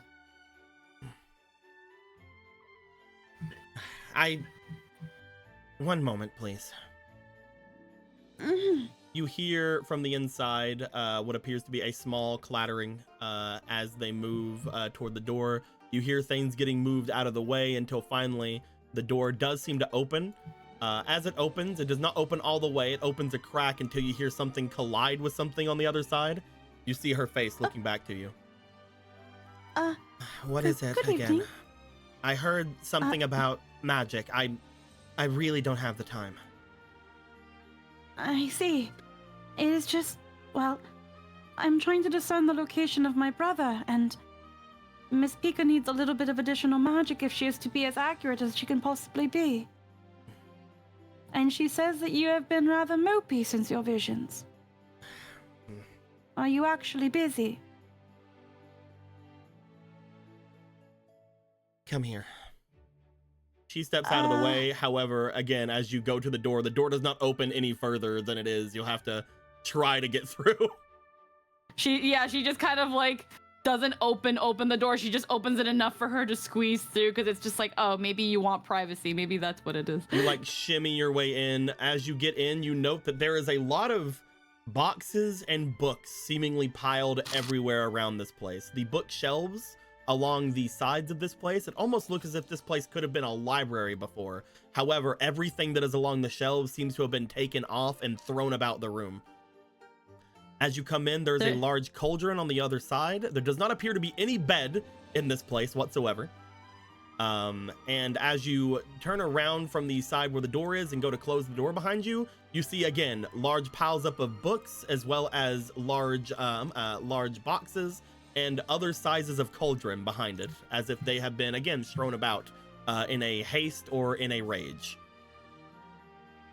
As she looks back to you, she just sort of looks toward the door, watches it close, gets a little impatient, and this kind of moves her fingers. You feel a bit of wind come about you as the door slams, and there's a clicking sound as if it seems to lock behind it.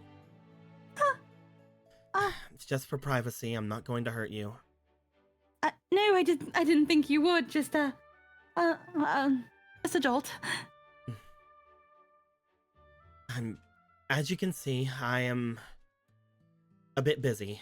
I am searching for understanding, knowledge as much as I can, but Well, I don't think you'd be able to find anything, even theoretical things like that, in a room like this. I've thrown them all about whenever I cannot find anything, though I probably overlooked something, or perhaps there is more nuance to things. We do not keep great records in this country for some reason. I don't... You could say that again. This place doesn't even seem to have a decent cookbook anywhere. Just like starts instinctively like picking up books and like piling them on like a table or something a little bit tidily just to like Just get these. I don't want to step on these. They're useless to me anyway right now.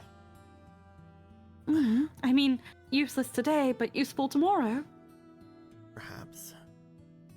I have a problem.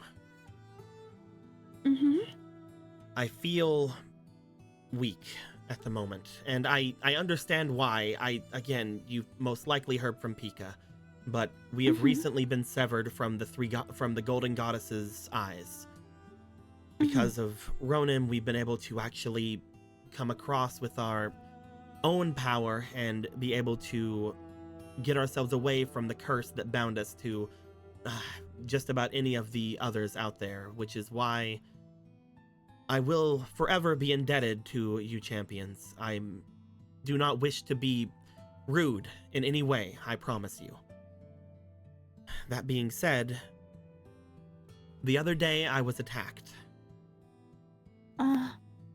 I don't know by whom or by what or how it even came to pass, but some sort of a magic spell knocked me unconscious and gave me visions of my own trials and my own ability going through my life. Things that I had long forgotten or long repressed. You know how most people in Hyrule treat learning magic. Being with Champion Gallon, I'm sure he has mentioned to you that mostly we get it sort of barbarically beaten into us. Through ordeals, yes. These ordeals are things that give us muscle memory. They give us a sense of spiritual awareness that allows us to recall these ordeals as much as we can, to go forth with different kinds of magics, different boons we have achieved through life. But that is the problem. All of the things that went through my mind were those ordeals, and if somebody was looking into them, that means they have received my skill without any... She closes her eyes and breathes out. Without any of the work involved. And I still do not know who did it. Is that even... So they can recall if they did, and I do not even know if they did. But if someone were to have gone through the same ordeals in my mind as I did, they would recall what I went through and be able to perform a facsimile of those things that I have done. And I cannot allow something like that. Magics that I know are beyond what most people out there have even seen magic to be able to do. I find that I may be a risk to Hyrule if I stay here. I mean, are you? This is still a possibility, and whether you go or not does not mean that them stealing your magic just suddenly goes away. I do not know if they're the only ones. I do not know if they got everything. Until I understand more about this, I feel I should run. I have been debating on taking Pika with me. I don't know, at least with hers, I don't believe they can get much, but they could. Where would you even go? I do not know. There is nowhere around that I could think that if I knew who did it, I would... She seems to lean up against an empty bookshelf. You note that as she goes to lean to it, she does seem to put her arm down and completely miss one of the shelves, looking as if she almost stumbles to a fall before catching herself. As you look to her once again, as she turns in the light, you see large bags under her eyes, as if she hasn't slept in these last several days that this has happened to her. How long have you gone without sleep? I don't want to pass out again. If I did, then I may leak more information. And you think running yourself ragged until you do anyway is any better? At some point, your body will give out. We are demons, we are not gods.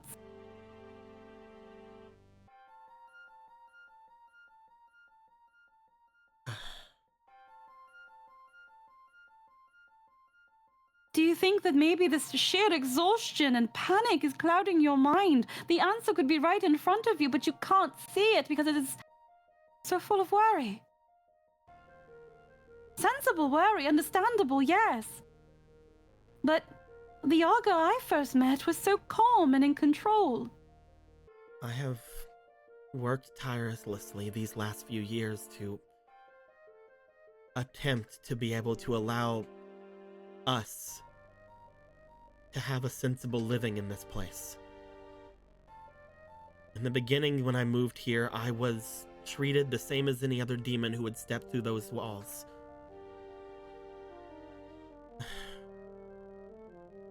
If what has happened to me leads to some sort of attack on Hyrule, all of that will have been for nothing. I don't want to be the one responsible for ruining our reputation. You won't be.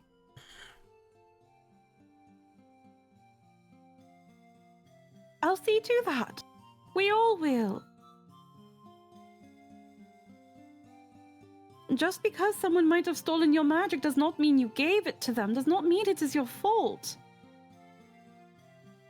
I know that if you could have prevented it, you would have done your damnedest. It's not your fault. No one would blame you. And anyone who would is one with no sense, and not someone I want on my side.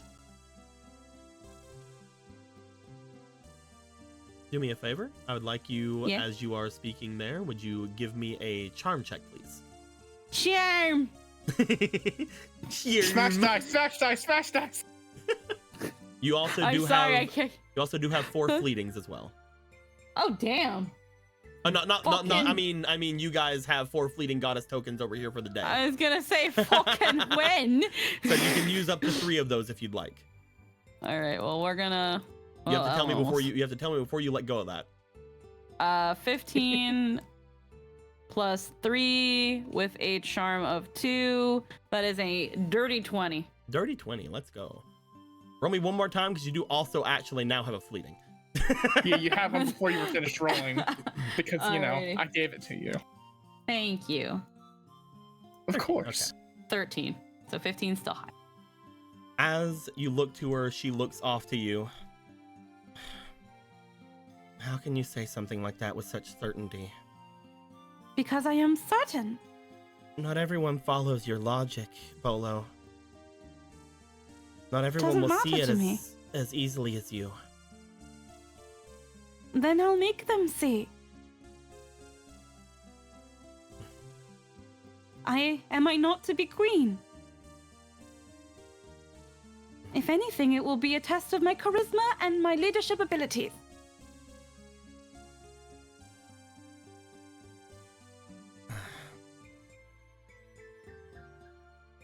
Besides, would it not be better to have somebody in your corner than be alone? I have thought to myself that the defenses of your home may prove more than our tower here. No one is allowed inside of your place that you have not allowed in. So perhaps that would be a good place to actually find rest. Very much so. It could be a place you can take Miss Pika as well. Besides, you'd be pressed to convince her to stay away from Mr. Domrin. No matter how many pictographs of him she has, it will never be enough. I do not understand that box. I tried taking a picture for them, but they said it did not come out right, and they asked a passerby. Maybe you just do not have as much of an eye for pictography as Miss Pika does. Maybe. They said that they were not in focus or something. It looked fine I've to never me. handled a pictograph myself, so I wouldn't know, but maybe Gorthos does. The king said that my hands were shaking. I don't... This is off topic, I'm sorry. No, that is fine. Maybe I am too tired if I'm rambling like this. What is it that you need of me? Well, I need you to lend us some of your magic to aid Pika in her divination. As much as probably to allow you to fall asleep. And we will take you to our home. Use so much it knocks you the fuck out. Use everything and then trust your body with me. I'm sure it'll be fine. Think about it. If you exhaust all your magic, there'll be nothing left to steal. Or is that not how magic works? Again, it's mostly through memory, but I get what you mean. Yes, I could help out. She looks around for a moment. Before she does, she stops for a second. You say that you are connected with that place where all of the others are and my master is? Yes. And if at any point you change your mind and you wish to come, you are free to. I can show you the portal. I should probably grab this then if I do. She makes her way over and digs into one of the boxes off to the end of her place. As she does, she pulls out what appears to be a jewel in the shape of a diamond, but it is seemingly connected to some sort of a feather headdress. As she brings it out, she looks at it. It seems to be almost like a circlet to you. She brings it out. She seems to put it inside of a small bag and bring it back over. I believe that I can assist you if you wish. Thank you, Miss Olga. I very much appreciate it. And we will find out who it is. After all, I mean, according to you, you are going to be queen, right? Should I start to call you as such? Oh, no, not yet. My heart is still not quite used to it yet. Well, lead the way then, Your Thank Majesty. you. I'll stop. Yes, let's go. Just grab her hand. Let's go. It's like, I'll stop. Let's go. You push your way out from the door. As you do, you find yourselves walking over to the other side. You see over with Pika, she has apparently put Orion on her bed and has a large box like object in her hands as she is apparently taking pictures of him. As she looks back toward the two of you. Oh, hello. She's going to be the one that invents fucking puppy calendars. I have made 12 shots. I put different hats on him every time, and we will put them for the different months of the year. It'll make millions. It'll be great. Can I see? Of course, here. As she pulls out large fucking bulky ass fucking pictures, because obviously the pictographs would make those instead of actual like digital shots or small pictures. Oh my goodness, these are adorable. And so compact as well.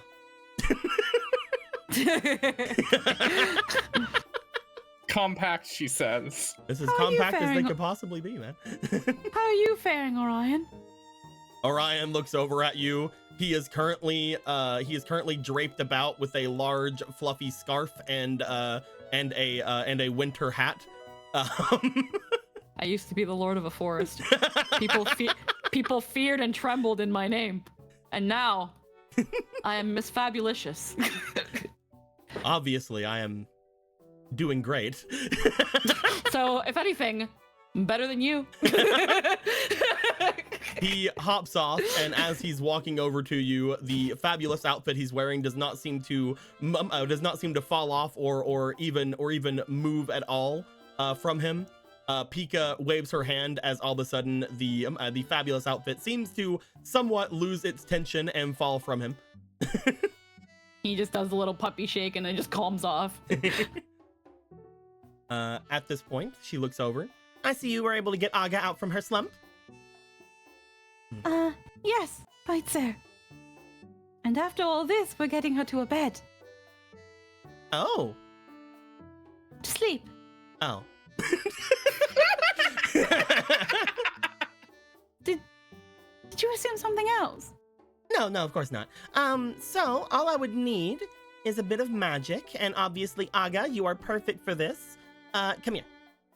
As she brings Aga over toward her, Aga seems to once again lean up on the door, falling over several times, obviously, before Pika brings her hand over toward the gem that is inlaid on Aga's forehead and allows it to glow within her palm to a point that you can see the glow even underneath her skin. As she does this, Aga seems to stumble once more back and just sort of leaning her weight against the wall. Right, yeah. As Pika is going to look back towards you. All right, let's see where Vega is at the moment. As close as we can. She closes her eyes. You hear a sort of ethereal humming throughout the area. Nothing coming straight from her, but seeming to come from all about her. As Orion is looking around the room, not really knowing where the sound is coming from either. The sense that you are getting from there is similar to that of what Argo does whenever Argo actually divines things, but with this one, you find that it is a lot more contained, a lot more seemingly just focused in. Finally, as Pika looks to you, all right, and this should probably be something you see. As she brings her hand over toward you, she lays her hand upon your head, and you feel your eyesight go blank. In front of you, you blink several times before the darkness that you have first seen seems to go from very dark to almost blindingly light. You blink a couple more times before you see seemingly silhouettes of things in front of you. You feel heat all about you. And looking at the area around, you find that there is very bright light coming from all about. You see what appears to be desert all around you. You look left and you look right as if you were laying down at the moment.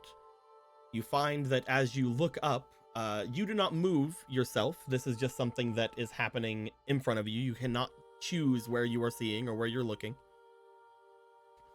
You find that you see things from the inside of what appears to be a carriage or a caravan. You stumble over toward one of the windows, looking out and about. You see something walking beside of you. Someone walking beside you.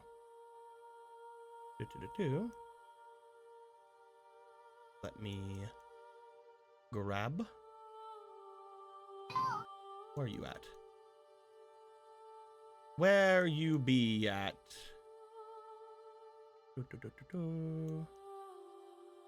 You inside one of the bags? You better not be inside one of the bags. I'll murder you if you are. Sorry, I had to find a thing. It's okay. Ah, there it is. You see on the one side of where you are, what appears to be several people dressed like this, walking on the side of you. Hold on. Bring it over towards you. Hiya. You see people wearing extremely heavy-looking armor and large weapons, seemingly walking on each side of the caravan you are in. As they're walking on either side, you seem to find that there is not any sort of surprise or jerkiness to you as you see outside toward them. You see that there is more of an acceptance as this person, or at least from what you're looking through, seems to sit down and look out toward the other window. Along the other window, you see what appears to be a large wall coming into view that has the same symbol that you see on the outside of this person's, sort of guard's axe. A large, from what you can tell upon having seen this a few times, a large Gerudo symbol. Yeah. As the heat and the wind seems to pick up, however, you do find that there is a bit of a blinding light once more before you come back to your senses inside of Pika and Aga's room.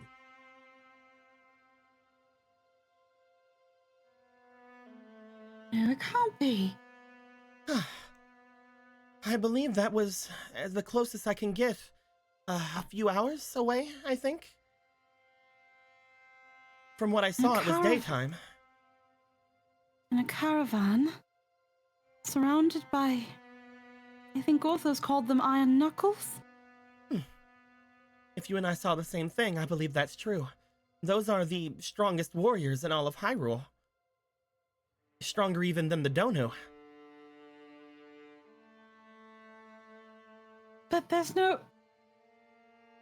Would they have captured Brother Vega or would he have been raptured? Unfortunately, I didn't get a lot of information from it. They seemed rather calm, but I don't know. Oh, and he doesn't have his cloak anymore, of course! Oh, God! Oh, God! Oh, of course. I wasn't able to see anything from his perspective, other than from his perspective, so I didn't see if there was any fighting or anything that had happened or anything like that. If only we could actually feel things. Well, other than the heat. There's one of two things that could have potentially happened, and both I feel... One just seems more out of the norm, and I know my brother Vega is not that stupid. He was so focused on his training, there's no way he would have, by choice, been enraptured by the chieftain of the Gerudo. So my only thing I can think of is that he'd been captured, or his mortality goes farther than I thought, and Father's protections were really, really incredible. What are you talking about? Well, my brother Vega previously had a cloak that originated from my father's remains, and it not only offered him physical mortality, but now I'm starting to wonder if it also it gave him mental immortality as well. Not only has he been physically burdened, but mentally troubled as well. This is very interesting, but if you don't mind... You hear a slump as there is just a collapse down onto the floor. Oh, she was really tired. Well, I said I would offer her sanctuary at our home. She is rather scared for you and her safety. Poke. I asked in exchange for the remaining bit of magical power she has in her to help you, we would offer her safe haven. She is very worried about whoever had probed her mind and possibly stolen her magic would continue to do so if she let herself rend unconscious. Probed her mind? She thinks that that's what those visions did? She didn't talk at all to me afterwards. She was keeping herself all locked up in there, thinking about all of this time. She had been scouring through all of her books. Her room is an absolute mess, trying to find out who or what or how much was possibly taken, if anything. But I think she's run herself rather ragged and erratic. Oh, what an idiot. If we aren't planning on bringing her to your place, we should most likely let the king know tomorrow. But other than I that, can. it is a good idea to get her somewhere if she thinks that she is being that much tailed. It What seems kind of a like she magic is could have rather. affected her in such a way? She's a very powerful Oh. witch. One that, I guess, she's very terrified that someone might have stolen some of her magics, or at least the ability to imitate them. And she's worried that, well, everything you two have built up might come to shambles. She wishes not to see her master, but maybe with some proper rest and some time to cool her head, she might reconsider. We have an easy way to get there now. Well, let's go ahead and move her there then. And I'm All right. sure that we'll figure something out. Yes. Orion, if you would. Brr.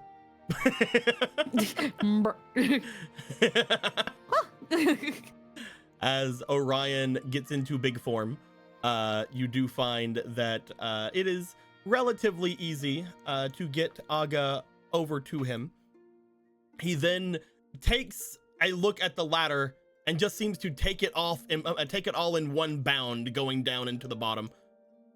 Wah. At which point, the two of you would be making your way there. Is there anything you'd like to talk to Pika about before heading back?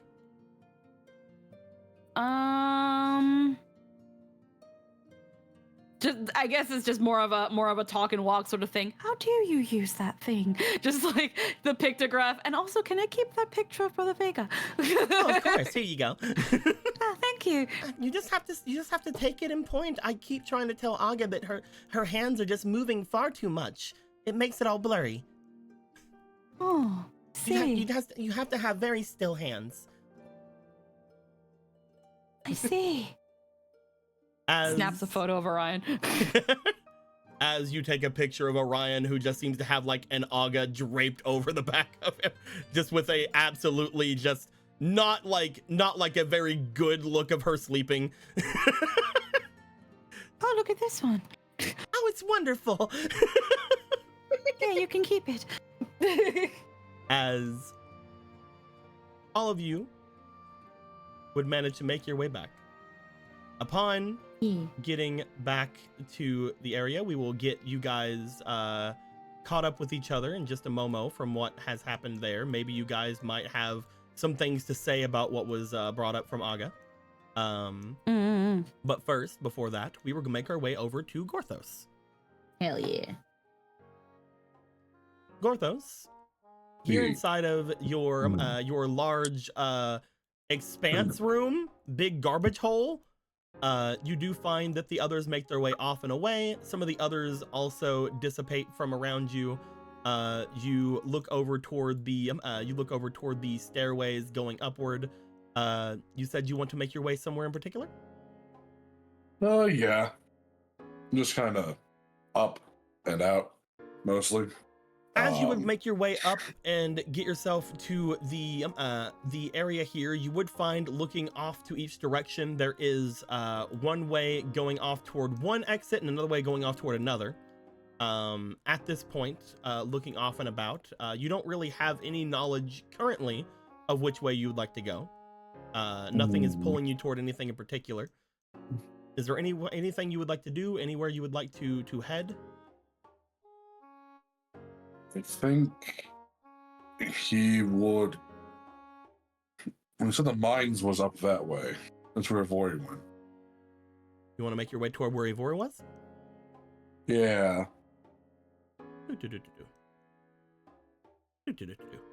Upon going out and through the area where Ivori is, you step out into what appears to be a slight hall that does appear to be lit in very deep colors. The further and further you go, the way that the light seems to change as you're walking gives a much more dark air to them to this place. Maybe it's better for brewing potions. Maybe it just fits the aesthetic a bit more. Who's to say? You can ask one of them, but they'll probably just be like, oh, it definitely has some kind of a thing to it. Don't worry about it. As you step further in, let me get... Wah.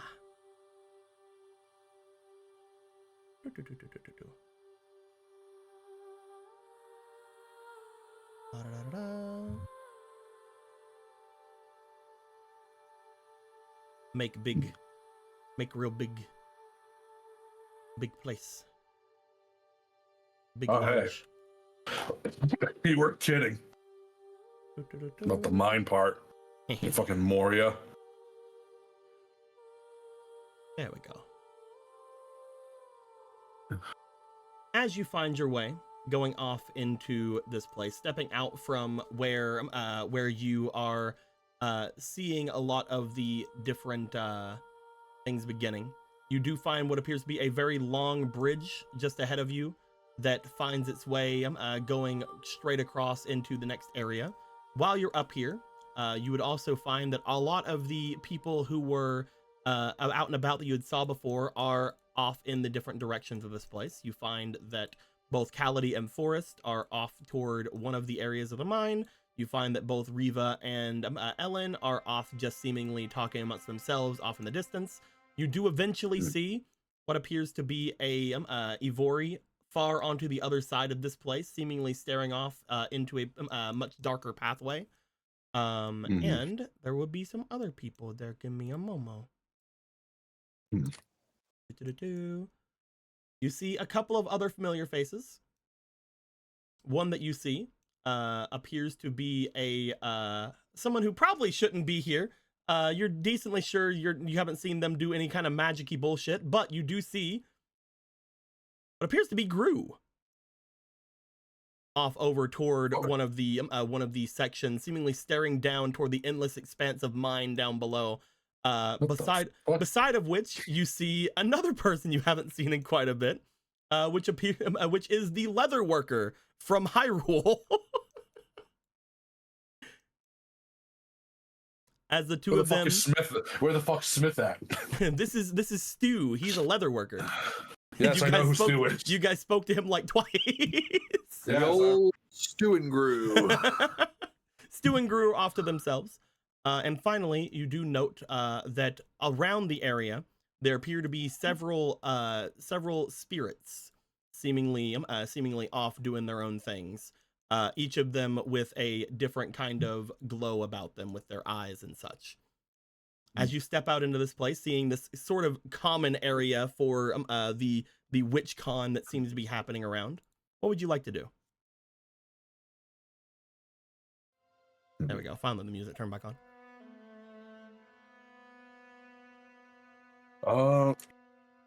In all honesty,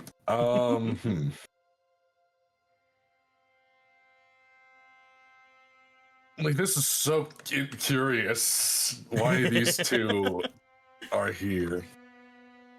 Of everyone,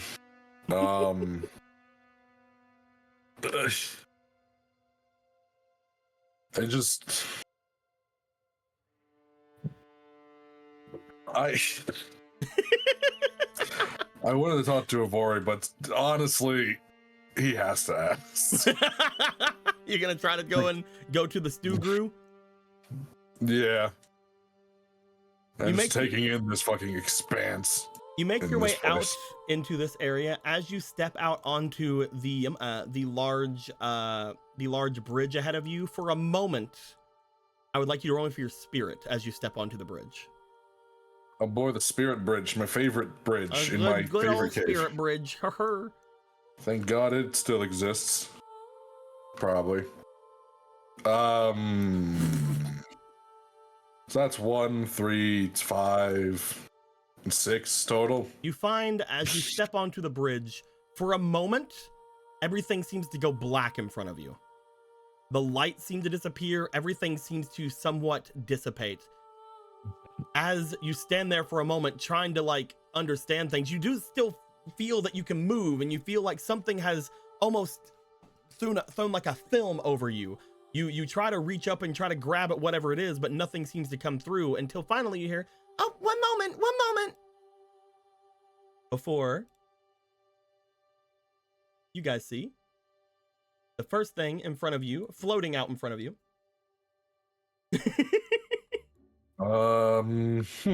As you open your eyes, you see a familiar looking face, though they look different. You see what appears to be Gallon's sword spirit? Arma? It's Arma and Big Pharma. As you say Arma, she looks over. Oh, no, I'm sorry. Excuse me. You had a bit of a veil over you. Are you okay? Fine. Thank you. He's kind of still like scratching like his nose, like. You see, as they seem to pull back, they have in their hands almost this dark fabric inside of it that seems to be have been slashed about in their hands, as if somebody had cut it up. As they seem to kind of roll it up into their hands. It's no problem. You are the master, are you not? The master. He hasn't held many of those titles in a long time. Oh, sorry. I do not understand a lot of the different titles of this place yet. I have only recently come into existence. You are the one who owns this place, are you not? He supposes he is. Oh, wonderful. I will try to make sure none of the veil seems to catch you anymore. Who are you? Oh, I am Sword Spirit. I was made from throwing sword. You were thrown into the expanse. Well, I was not thrown into expanse. Sword was thrown into expanse, and I come out of sword. I am Sword Spirit. We need to get you a proper name.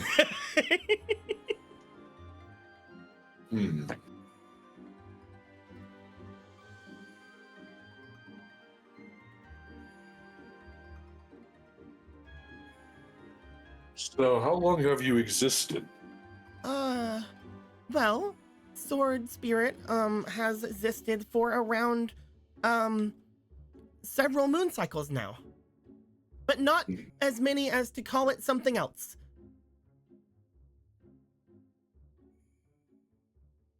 I'm sorry, I do not know of your terminology too much yet. Obviously. No, to be fair, it changes every millennia. He can't keep up with it either.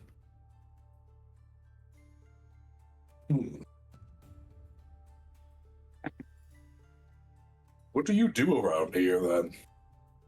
Oh, I was given a job. My job is to slice up the veil. She holds up the fabric in front of her. Right here.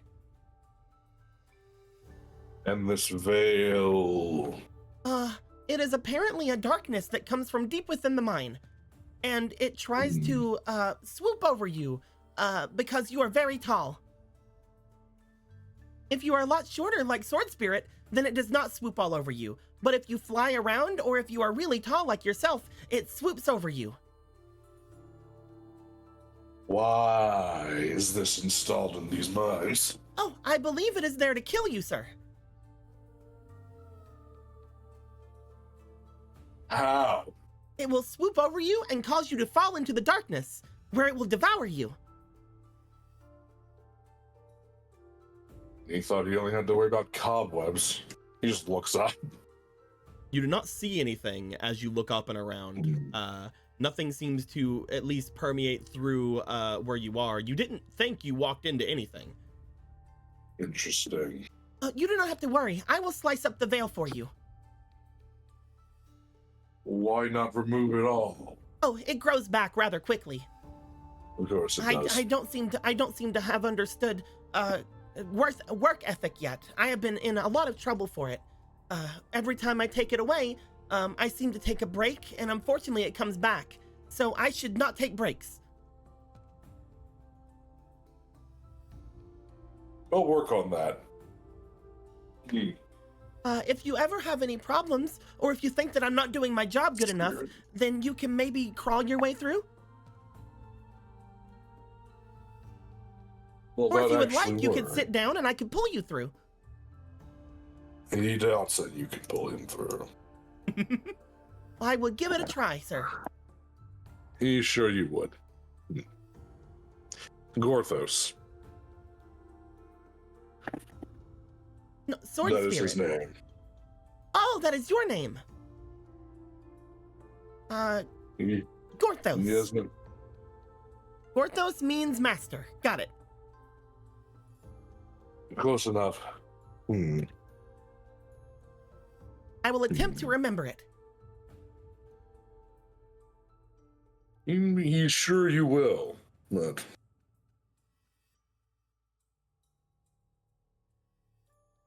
he's never been good at making up names on the spot. Always the most tedious part of this. Gorthos was a very good one that you made up on the spot. Congratulations. It is not one that was made up on the spot. Oh, my bad. I thought that that's what you were talking about.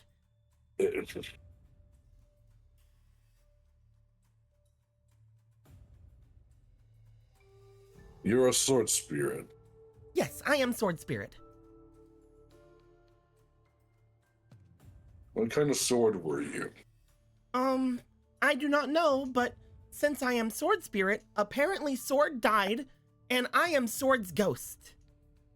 I think. Who told? He just looks across the bridge.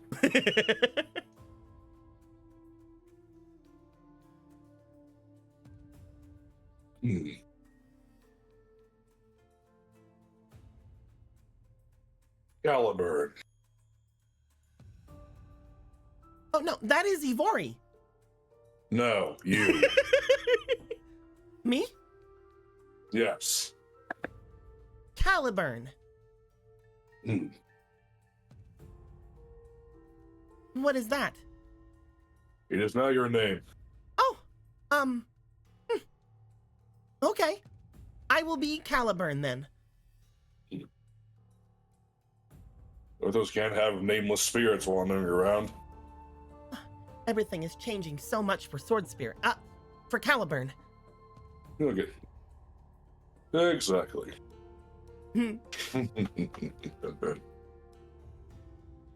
She seems to look back over toward where the rest of the bridge is. As she does, she floats upward into the sky in front of you, and for a moment you see her sort of move her hand about, and as she does, you find another piece of that black fabric fall down into her hands. Upon her doing that once more, she looks back to you. There is now no more veil that should impede your progress, Master Gorthos. Phenomenal. May he see that horrible thing. Yes, sure. She holds out the veil towards you, the bits of fabric that are in her hands. He takes a piece of it, is like in his hand, just holds it up. As you take it, it almost feels like water in your hand, as it seems to drape down and feel as thin as silk to you. You definitely can tell there's some sort of a magic or spiritualness about it. And for a moment, it feels as if it is trying to do something to you, but since it has been separated from whatever it was, it does not seem harmful at the moment. Aren't you dangerous? He could make a cloak out of this.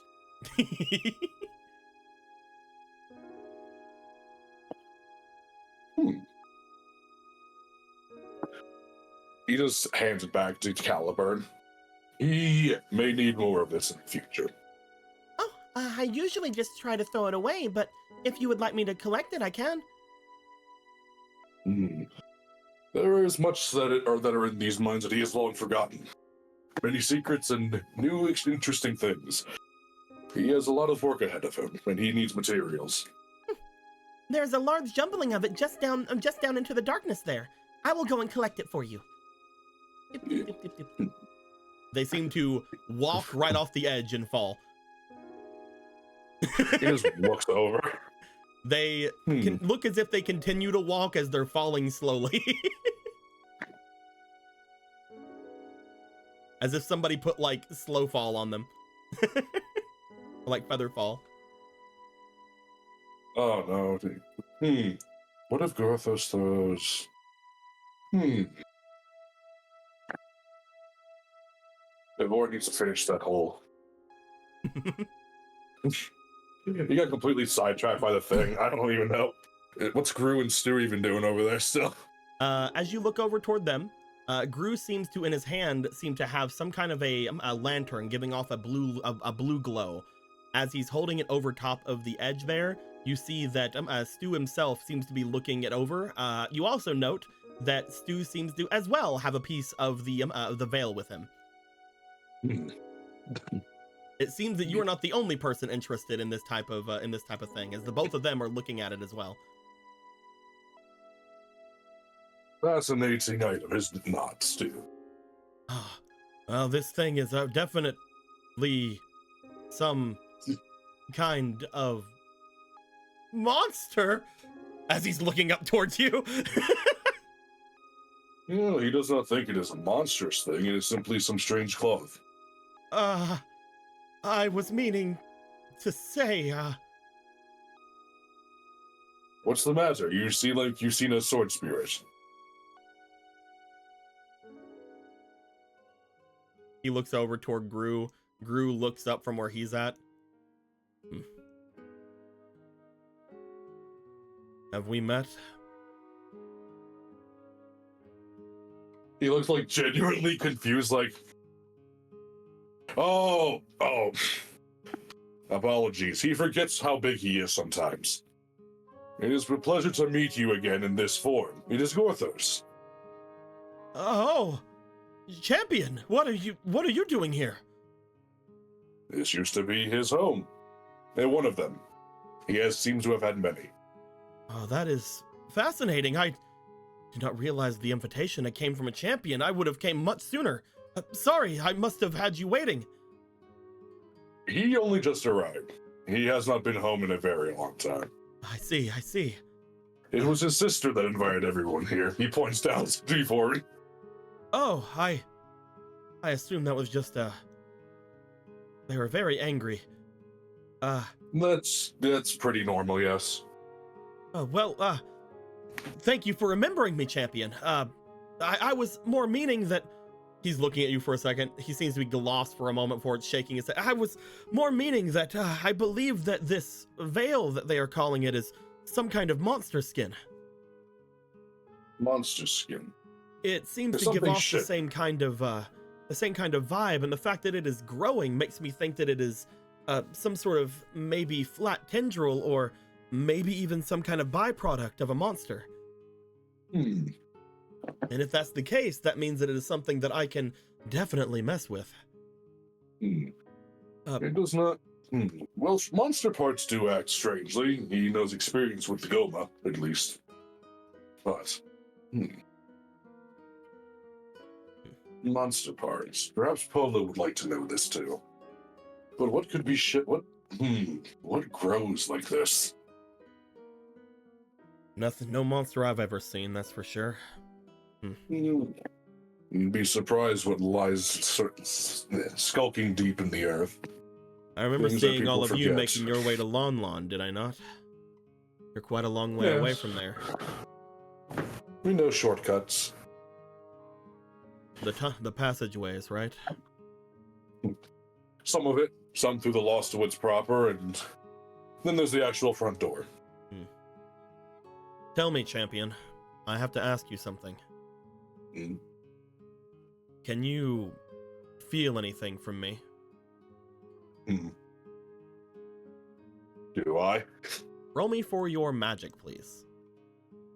Oh, great. You got big Gorthos stats, so... And you have one fleeting from Emerald. I thank you, Emerald. It's gonna be while I adjust fucking everything.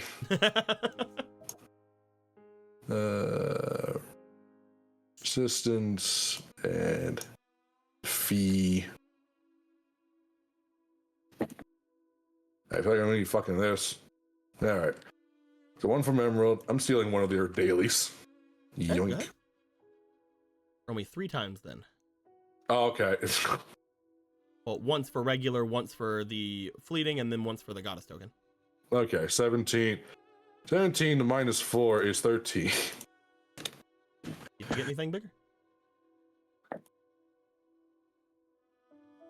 Nope. And one more. Big number. Almost.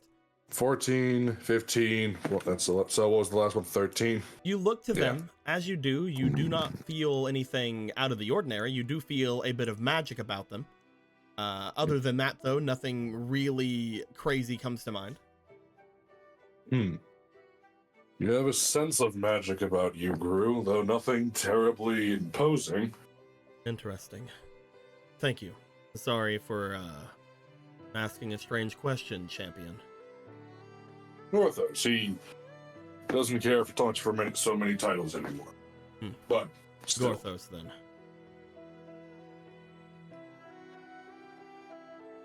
Apologies for the scare. He forgets himself. So I'm sorry for being afraid. I've been a bit on edge since coming to this place. I did not realize I was I did not realize I was someone of interest before all of this. No offense, yet he did not think so either until he walked in here. Apparently, my mother was a magician of somewhat renown before she settled down with my father. They had given a invitation out to my family, but my mother and father are no longer with us, so I took up the response myself, and luckily enough, they said that I have enough of a feel about me to bring myself here. Well, it's good to see. We do not wish to take up any of your time. Of course, if I find anything with this, you'll be the first one to know. He appreciates that. And I can call you Gorthos as well? Of course. Why wouldn't you? I was just making sure. I didn't wish to overstep anything. You'll find he's terribly casual. If you're interested in sharing secrets, though, Stu, he has found some interesting materials in his travels as of late. He holds open the stone gauntlet where he shows off the goma leather. Oh, you don't say. That is definitely some crazy leathers you have. Though You believe? they are rather immaculately stitched, but there are a couple of seams I can see here. Did you try stitching it in that form? Well, sort of. He had help. I can definitely see that there was a bit of work to it, and there is definitely some expertise here. It may require some smaller hands to get everything perfectly aligned, but it is definitely not going anywhere. You did a fantastic job. Have you met a woman named Charcoal before? Charcoal. Oh yes. They're someone who works down in the. He stops for a second. Commercial district. Black market, yes. Everyone frequents it. It's the most open secret he's seen in Castletown in quite some millennia, actually. Yes, I remember seeing them there whenever I had made my way there before. They are quite an amazing tailor, are they not? That makes sense if they're the ones that mess with this. Working with leathers and fabrics are slightly different, but I can definitely see where these seams came from now. No, they're not going to go anywhere if you have Charcoal working on it. Polo and Gorthos together made many things, yet this cloak is completely Charcoal's. To have more skilled hands would be most practical for the things he looks forward to in this future. He has many projects in mind. I have to admit that I'm much more of an eye for aesthetics kind of person myself, though these are definitely, you could say that I sort of overly focus on things like that. That's probably why I don't get a lot of work. Fashion and function are more intertwined wildly than people think. I'd say Behold, obsession. as he shows off. Well, it's good to have passion about one's profession. You should see the things Gorthos has tucked away in places. They are immaculate. And time consuming. And also not quite right still. It doesn't matter to me how well something is looking aesthetically as long as it works. And even I can see that that thing is quite interesting. Not something anybody like me could wear, but definitely strong. I'm a bit of a collector myself. He looks at it. That's a Goma, right? You know what Goma are.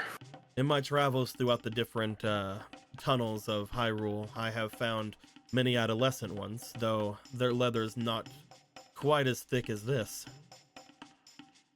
Though they do still exist. Who? He was afraid he might have caused an extinction event.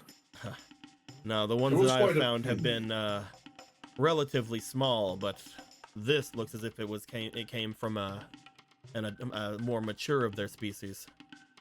Ancient. Strong. The horrible whiptail he's used for a bowstring now. It's phenomenal. If you're looking for them, I'd say you're not very far off. I've noted a couple of them around this place. There are Goma in Gorthos' mines. Not particularly here, but in some of the different dungeons that have cropped up around Spectacle Rock, yes. Oh, you almost got his hopes up. Having a little hatchery again. Oh, believe well. me, if there's any place they'd be, it'd probably be some of the deep tunnels of this place. They may even go off into some of those dungeons. Have you seen any armored ones? A few of them have some stonework about them. But Stonework.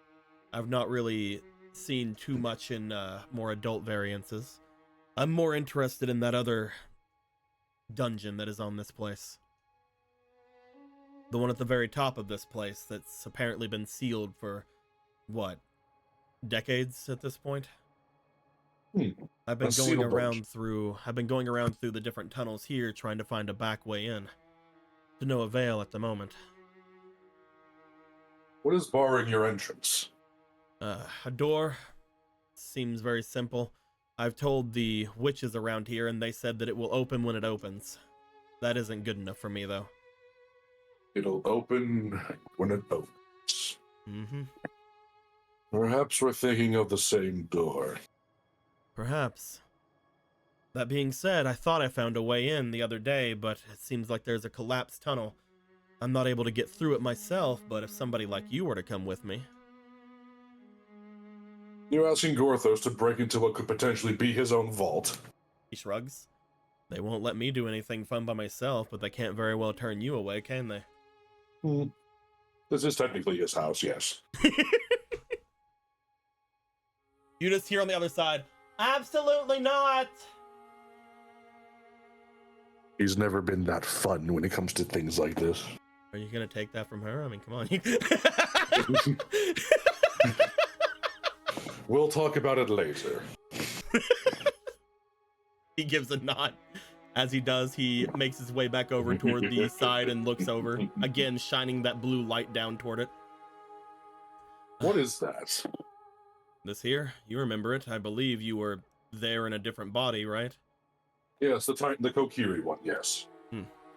This is one of the very few items I was able to handle from there without Jasna taking them from me.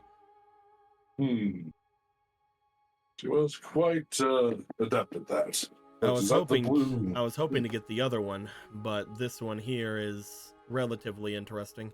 It shines a light on magical things and gives a, well, I don't want to say veil since that's what they keep calling these things here, but a sort of magical feel about it. It very much is able to sort of be a proxy for any other sort of magical source in the area. Fascinating. It's pretty interesting. It's been very much useful, especially in this place. You would assume so. Keep that close. It could be the key to many secrets here. Oh, believe me, it's gonna stay right by my side. Though with you here, maybe it doesn't have to be anymore. Oh, don't count on Gorthos to do everything for you. He can only do so much, as amazing as he is. That isn't what I'm meaning. I'm more meaning that with you around, I can at least hope that no one around is going to go, well, too crazy. Much like the manor atop Death Mountain, people should learn their manners. I agree. I'm not the only one with my secrets. Almost everybody here seems to have an interesting life. One does not live to such an old age without having quite a few stories. Yeah. Too bad not everybody's an open book like you, Stu.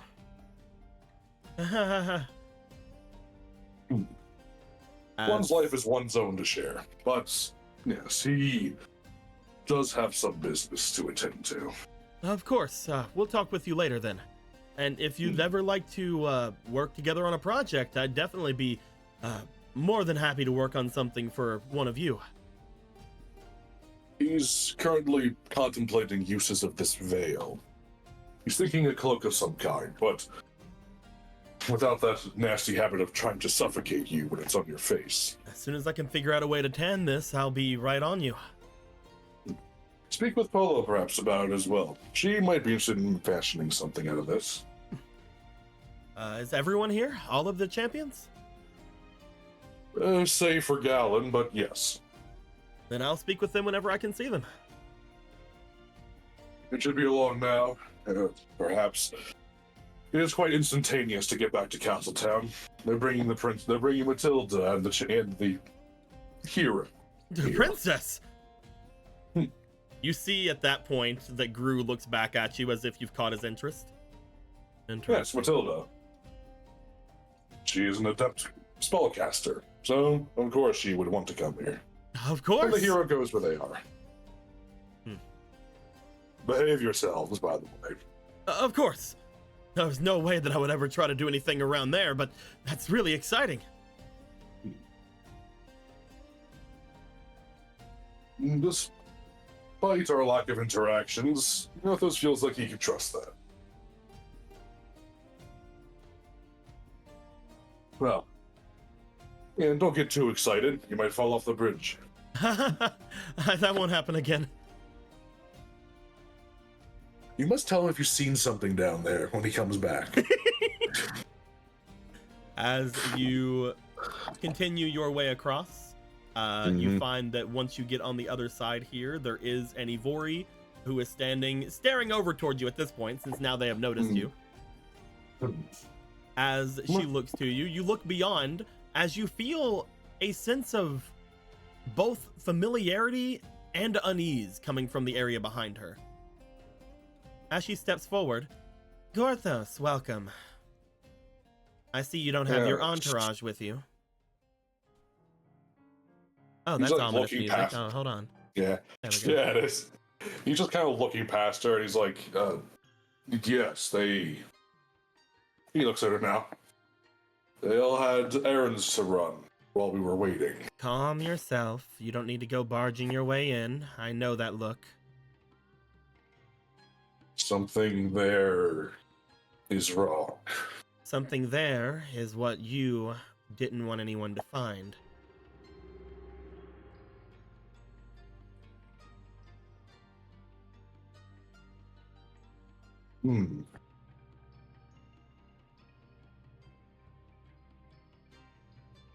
Now that the others are not around you, can I speak to you a bit more frankly, Gorthos? You've always been able to, Ivori. Stop! She flies up and lands onto your hand.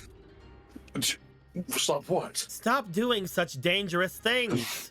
And just stay here. You're on your last life, idiot. I've warned you of this for months. You can't give up now. Yes, you can! Then you've forgotten more than he has. You have plenty of people around you who can do just as good a job as you. You gather wondrous people from all over the realms because you know that they can do a good job, yet you still always travel with them and always die. The risk that comes with doing the right thing. The risk doesn't need to happen. You try to solve all this world's problems, and I get it. There are many out there. But at any point that you would listen to me, it should be now. You don't have another after this. We both know it. You are just as mortal as anybody else who walks into this place. If you fall down to the depths of this place, I don't know if that fall will shatter every bit of bone you have and cause you to disappear or not. You could find yourself getting completely obstructed by whatever this veil is and have your very essence taken from you. You could fall into the expanse and I don't know what will happen, but I'm curious. So is he. But that's not the point. Of course not. Now without some backups. But that's again not the point. Listen. I know that you're not like me in Vol Circuit. I understand that you have your sense of adventure. I understand you like to leave your mark and make whatever it is you wish to make. But you can do more of that if you live.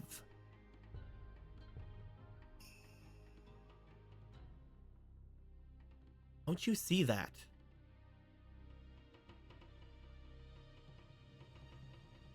He doesn't go out there with the intention of dying. It happens.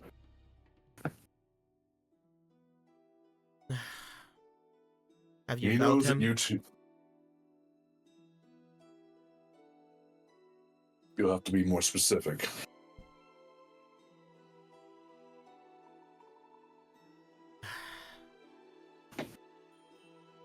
You know they're both back. Both. Both.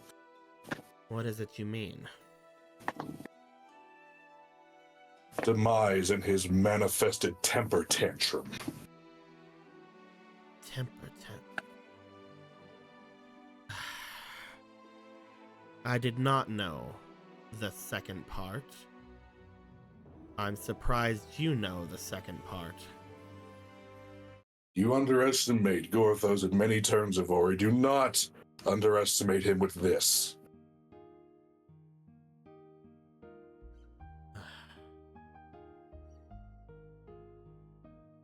How could you ask him to stay behind when these things are happening?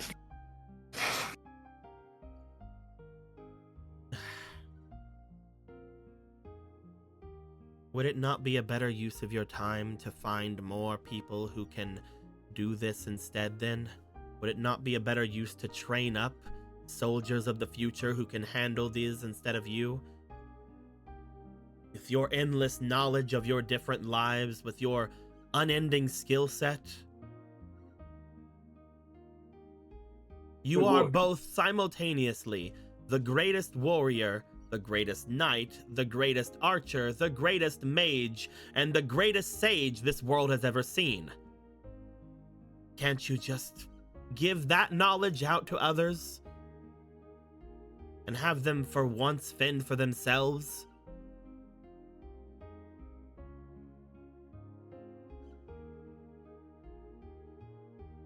Why are We both you know. silent? You see them stare at your eyes in particular as they glare into you.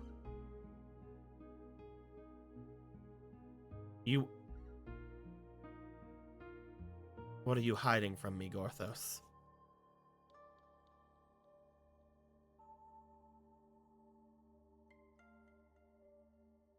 He is not quite all here still. Still. Gorthos, you've been awake for months. And there are millennia missing still. What do you mean you are not all here? They He grab isn't. at your head and start like moving it around like they're looking for something. He knows not what you mean by sage or mage. He barely remembers many things. Practical things. He remembers how to make things. He remembers how to do some things, but he's lacking. He has thoughts of trying to teach after everything is settled and done. But he is not sure he still can. You're not screwing with me here. Orthos has never once lied to you, Avori.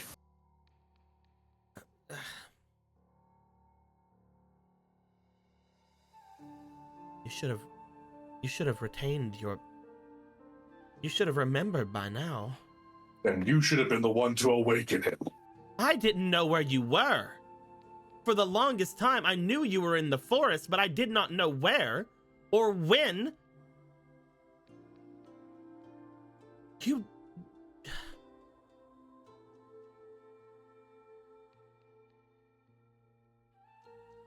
We seem to both be lacking in some ways. You don't... Then you don't remember why you were there, then? They look away as they say that. There was something there that he needed to kill, to protect the world. And it killed him, and almost everyone else. And the few scamp that escape, he barely remembers them, their names, their faces. Everything is secondhand.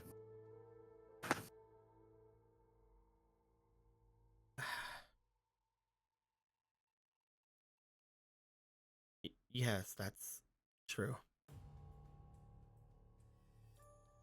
And the stories he's heard of you aren't helping him at all. Like what? Slaughtering Donu tribes, stealing their metal. It's people calling you a demon lord, of all things. That's preposterous. And what's more preposterous to go through is that you actually actively taught somebody something. You hate people. And sweets. Unless that's wrong now, too. I don't love them. Sweets, I mean, but when they're as interesting and as good as these, you have to take part. If I didn't have to eat any of it, I wouldn't. That's why I have these meetings, to have them eat more of it than me. So I can spread it about as much as I can. There's an explanation for the Donu, Gorthos. The boulder seems to have a very valid explanation of his own. Not that you would have told them anything about it. He's still alive. You've not kept up with any of them, have you? Do you know that Gorna has a granddaughter now? No, we would know that. You brought her here, Ivori. What? No. You're lying. You have been locked in this rock for 1,000 years, haven't you? I've been busy. Doing what? What was so important that you've been so busy that you've blocked him when he's tried to remember things?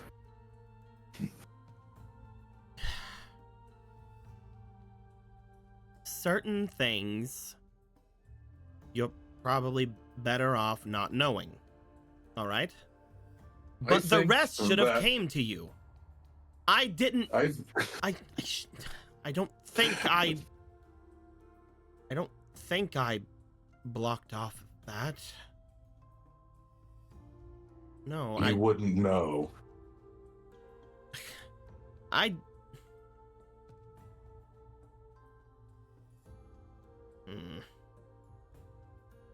Is it my fault that you don't remember? Have I fallen so much that I can't even conjure a simple spell?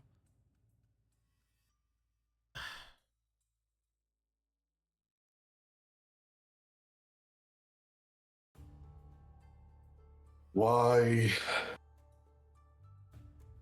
did you never come to see him?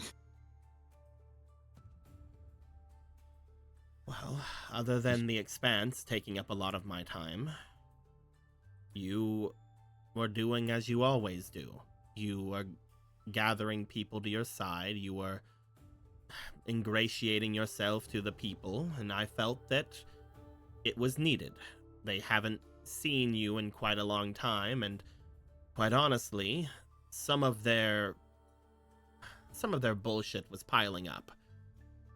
Castletown Clearly. especially needed something to change with them. And The yet last time you I still went were there- here. The last time I went there, my student told me to get out of her life. So I did. Her life, not Castletown's, not Hyrule's. She was staying there. Yvori, you can fly. You can teleport. You have magics that make this world shake to its very core, and you're telling him that someone telling you to buzz off kept you away from solving their problems. The first time I tried to do what you did, it backfired on me, okay?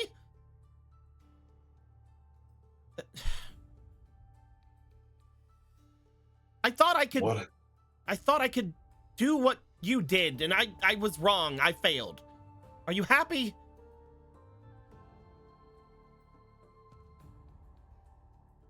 I thought What if I could happened? find people who were strong enough, who were capable enough, then they would be able to find you, like they always do.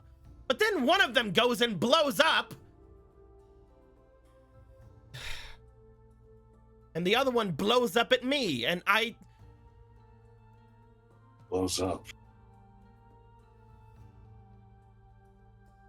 The one the Sage of Life killed. Is that the one that blew up? I thought if anyone could find you, it would be him.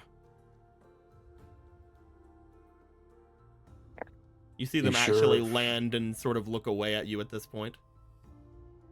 Away from you, I mean. I thought that if anyone could do anything, it would be him. But I was wrong. And it's because of me that whenever you finally would awake, you would probably eventually find out it was through my failure that happened.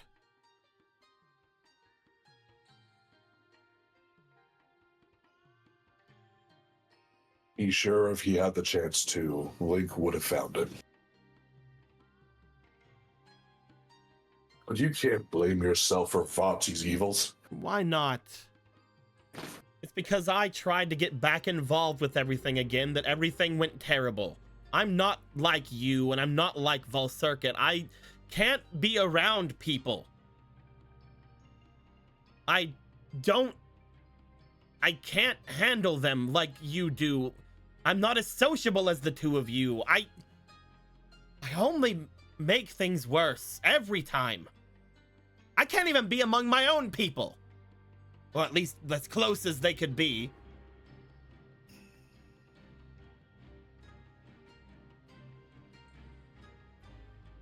I think Gorthos should pick her up. Ah.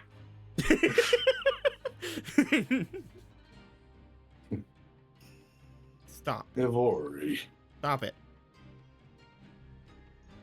hug. Leave me alone. He knows you don't mean that. You think he hates you for what you've done?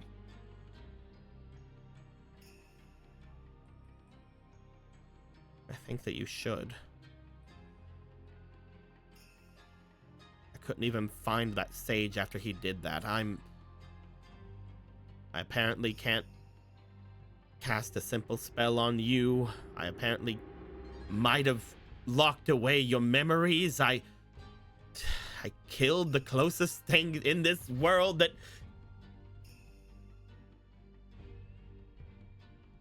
He doing forgives nothing but you. screwing up. Well, he forgives you for all that, Yvori. That's the worst part. It is. He is terribly cruel. There's no one here who can even hold a candle to me. Not you, not Volcircuit, not the king. Who is there to hold me accountable for anything if not you? I can just go around and have my actions lead to the explosion of people. And you're just going to forgive me for it. Well, of course he is. It's because you haven't blown up people, Amori. You held yourself accountable every time. You're doing it now. You are both the smartest and dumbest one of us, you know.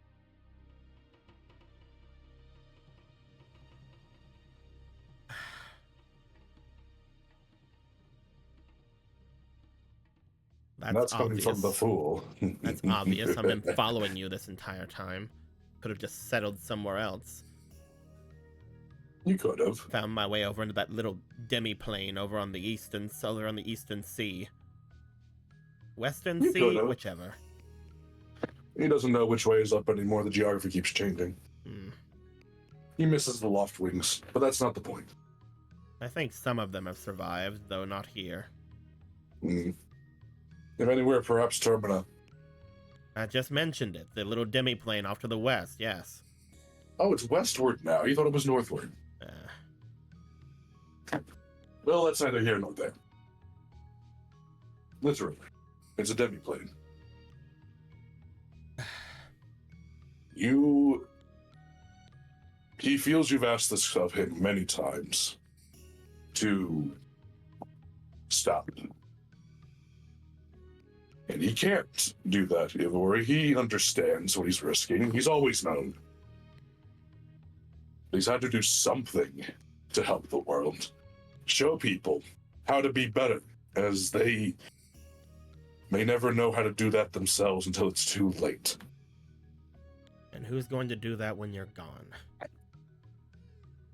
This is the last time. Who's going to be there to do that whenever you're not here? Not me, obviously. Why not you? I just told you every reason why. Do you understand how often Gorthos has failed? Oh, yes. Do you even know what it feels like to reawaken every time he's failed? No, because I haven't died. Exactly. All it's ever done is force him to be better the next time. You and Volcircuit have proven to me that I shouldn't either. Want me coming out looking like you? A bag of bones? He thinks it flatters him. It's a natural beauty, Amori. He need not worry about skincare. No, he wonders what it's like to have meat again.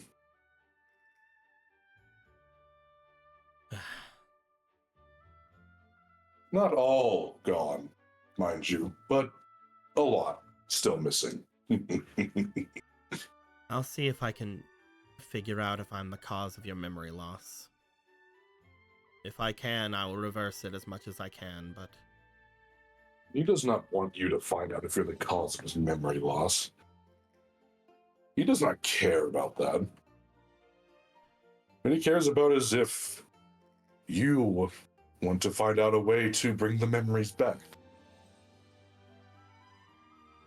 You can bring it back. And also finish that hole. He wants to throw more things in it. Well, of course, I have to finish that. I named the sword spirit. You did. I knew you would want to. Yeah, Very there's many chatty. names in there. It's quaint. And helpful. I've tried giving her many tasks, but she keeps on trying to ask for more, so I told her to keep fighting that growing whatever it is. So even you don't know. I could just burn it away if I ever wanted to. Don't. It might be interesting. But Maybe. he does have a question for you, though. And that is? What killed him 1,000 years ago? What was down there?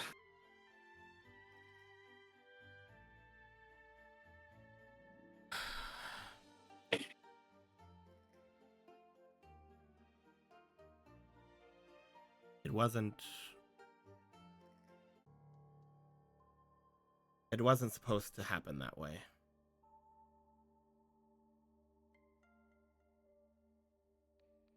What do you mean?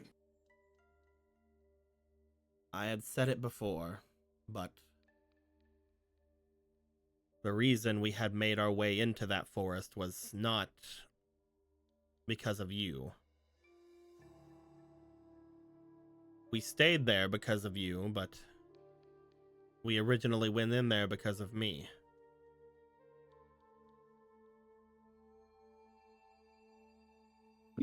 When we got there, we uncovered a great evil that I believed to be demise at the time. Though now it's most likely that we uncovered that. The great malice that was his anger left behind. Monsters started appearing in droves. They started leaving the forest. When they did, I told you that I could fix it.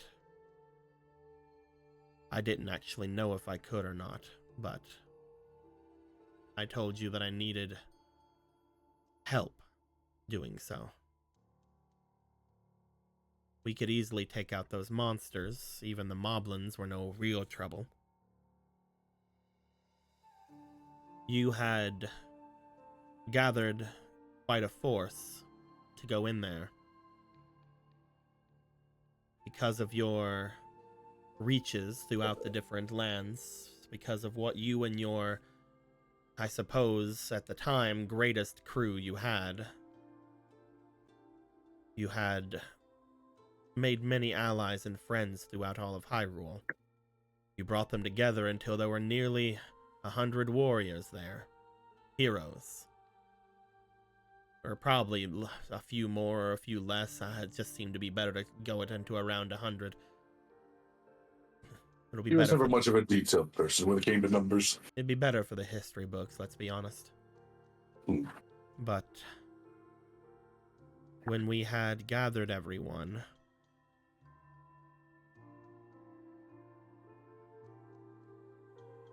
a few of them were not who we thought they were. A few of those heroes that we had gathered, turns out they were only there to spice things up for the other side. There were traitors in our midst. A few. Far fewer than I would have thought in those 100 heroes, but there were a few of them who had allied themselves, which again I thought was demise at the time. When they showed themselves in the ranks after the moblins and everyone started attacking, things started off very unfortunate. A lot of the stronger heroes, unfortunately, were blindsided by them. We lost quite a few of our more talented members in the very beginning of the battle. Because none of us knew exactly what was happening, you and the others started spreading yourselves among the 100, trying to figure out what was going on. We didn't even know anyone betrayed us at first.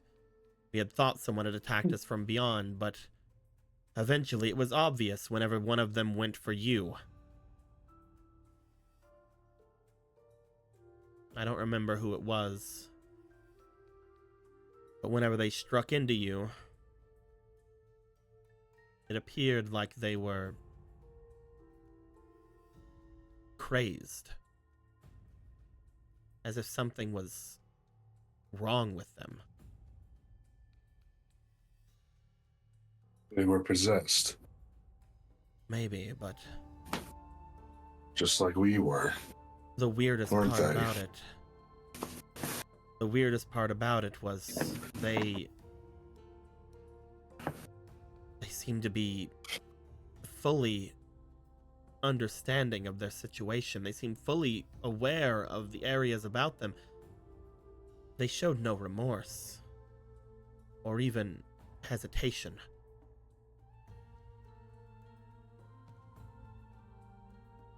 When the moblins actually showed up, it was too late for all of us. Those of us who were fighting against the traitors, we finally were able to subdue them. But then we had to fight against the monsters. And it were more than just bokoblins and Lizalfos. There were much more. There were redeads among them. There were these strange chews of these various colors. There were moblins, yes, but one of them in particular, one of them was wearing armor. And that armor was near impenetrable.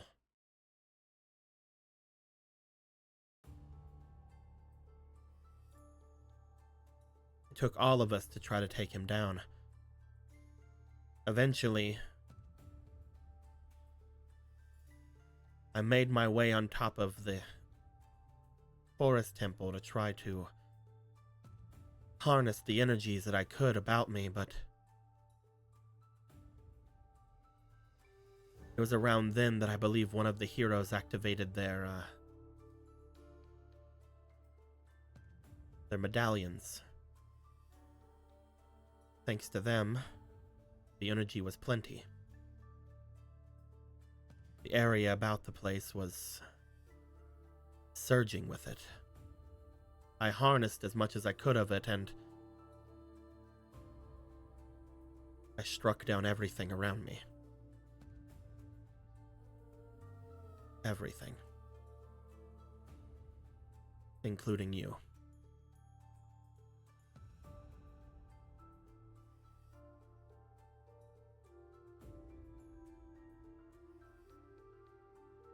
You did what needed to be done.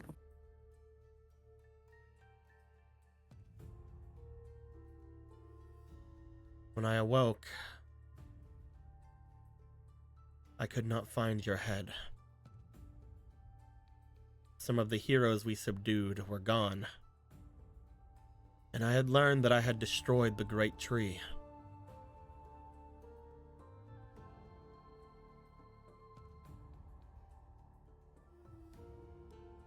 You were the only one among the 5 of us that were gone. The others spread out to look for survivors. They found a few, but far less than what should have been. We asked for the fairies' help to guide us out, as much of us as we could.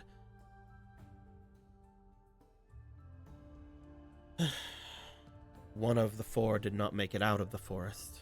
I can only assume what happened to her. Maybe she found where you were at. She was always the most loyal.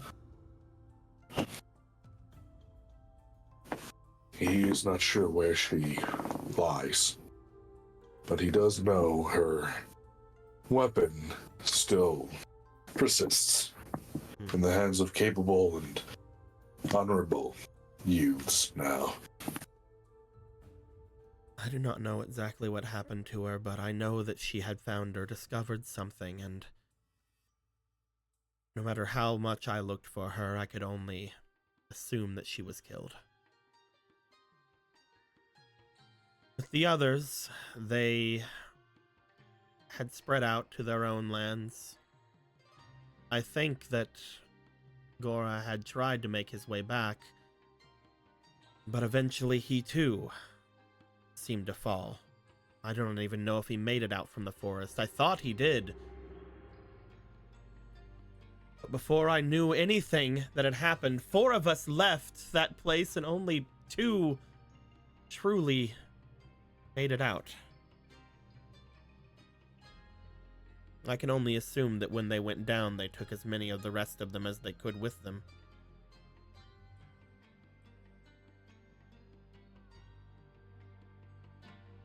I wish I knew how they were in their final moments, at least.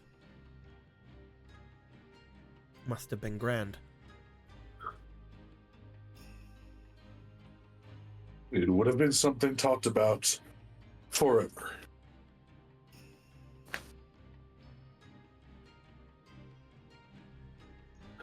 The last thing I will say. The reason I've been looking about the different Donu areas and the different areas about this place is because the ones who we had subdued,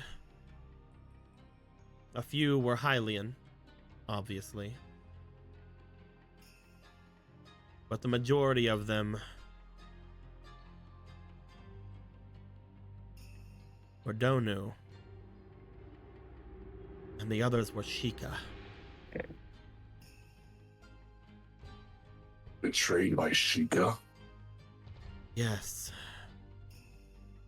I have never known one of them to try something like that. But it definitely explained why some of our more grandiose heroes were defeated so easily. The Sheikah, out of every people in Hyrule,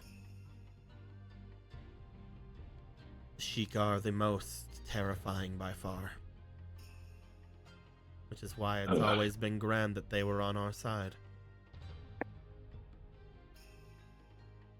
I think they turned their backs on Zelda.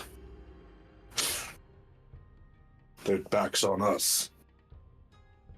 I Side with. found a couple of Sheikah inside of some Donu settlements.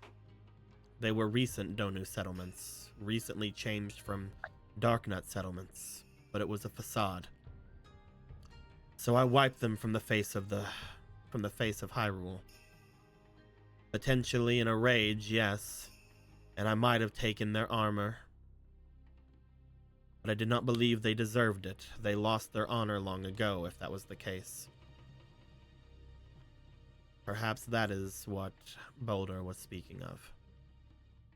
And maybe I have become a demon king since then. Or a demon lord. No. But that is your explanation for why.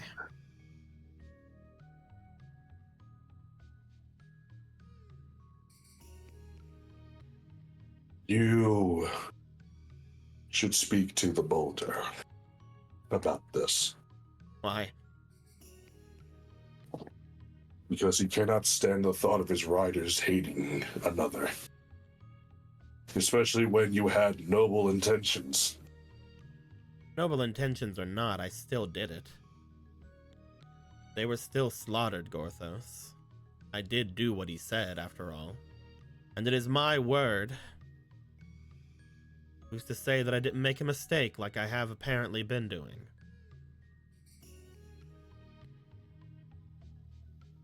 I don't wish to talk to Boulder. He has enough going on with him right now. It's between the brewing war and his own son, yes.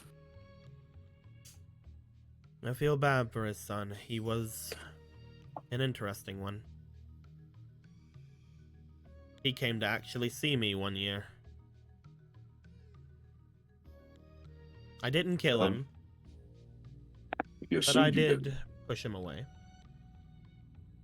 Like you did, like you did with Argo and Gallon. Don't you let that. Those two, they are lucky that I have been merciful with them.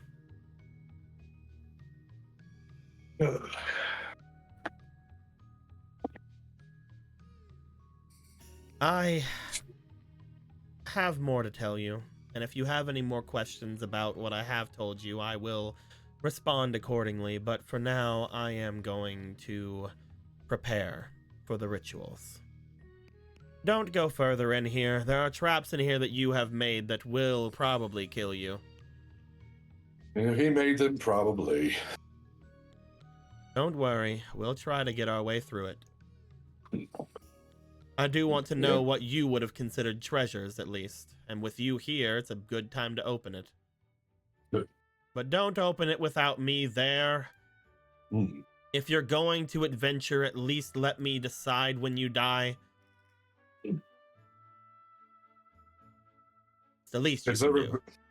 It's never been anyone's decision when that happens. But he won't go further.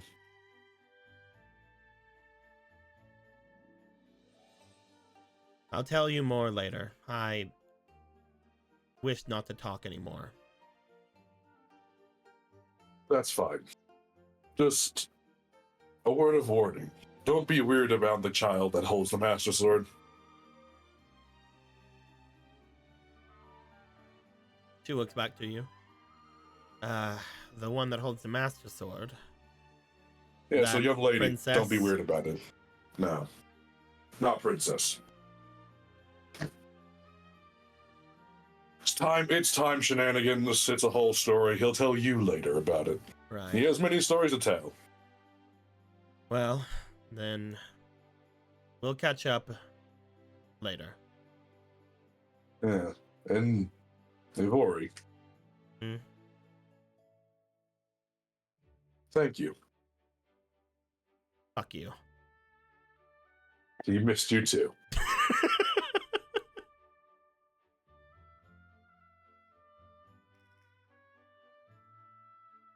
They seem to make their way off toward a rather open area that is not connected to one of the many caves about this place. As He she just does. looks at the doorway, heading deeper and just. What do you consider treasures? If I run really fast, maybe the traps won't notice me. No, that won't work twice. The trap's vision is based on movement. So I took that personally. Yes. I think he's just kind of gonna start meandering around at this point, just thinking about what he's learned today. You start meandering around. Eventually, the idea of the battle creeps up on you, and you start trying to remember and thinking more about it. As you do, you sit down. We have a little bit of time left to do other things, so I do want to make our way over back toward the others, Go for it. seeing what is going on down there, as you guys would have made your way back toward the main area, as Polo and the others would have left.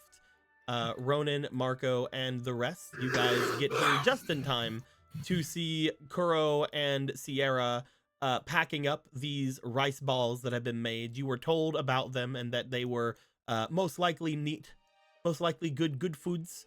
As you guys would get here and eventually probably take some kind of head start on eating some things. Eventually, Polo does return around half an hour or so beyond this. As she returns, she would make her way in with Pika beside of her and Orion carrying Aga, who is completely just knocked out on the side there. Polo, you see the others in here enjoying rice balls. Oh man, what happened to her? What's going on? Polo? Oh, I think she might be away. Ah, shit, she's BRB. She's BRBing. Squackums, no. You're probably in the bathroom and you have to hear all of this. Yeah. Hello, because you have headphones that can bring with you and hear all of us do all of our talks at you and whatnot. I'm just imagining how if you were to have your heart rate shown on stream, that it would be brought much forward in the patter pat pat as it was on your stream that one time. Very funny stuff. you know how you know how you make a heart rate even higher? Hey, look, it's magical bard.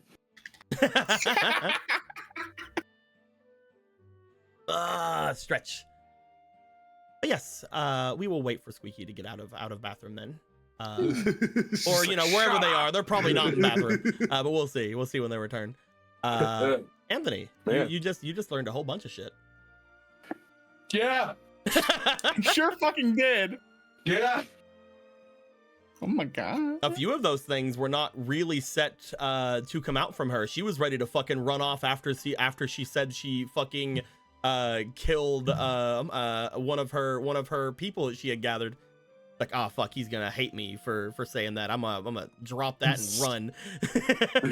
No, I'm just gonna pick you up like a fucking parakeet. I really wanted to butt in and say, after she said, I'm at least let me be there just so I can choose when you die. Like you did before. Yeah. No, you wouldn't. It's like, who killed Gorthos? Well, technically. I know what you're thinking, and the answer might surprise you. You also now understand probably why she's at a big fucking thing of, this is your last time, fucking stop, because she's like, I killed you last time and I feel bad. You'd feel bad if it wasn't you that did it. I just love that thing of, it's like, you know why he can't stop.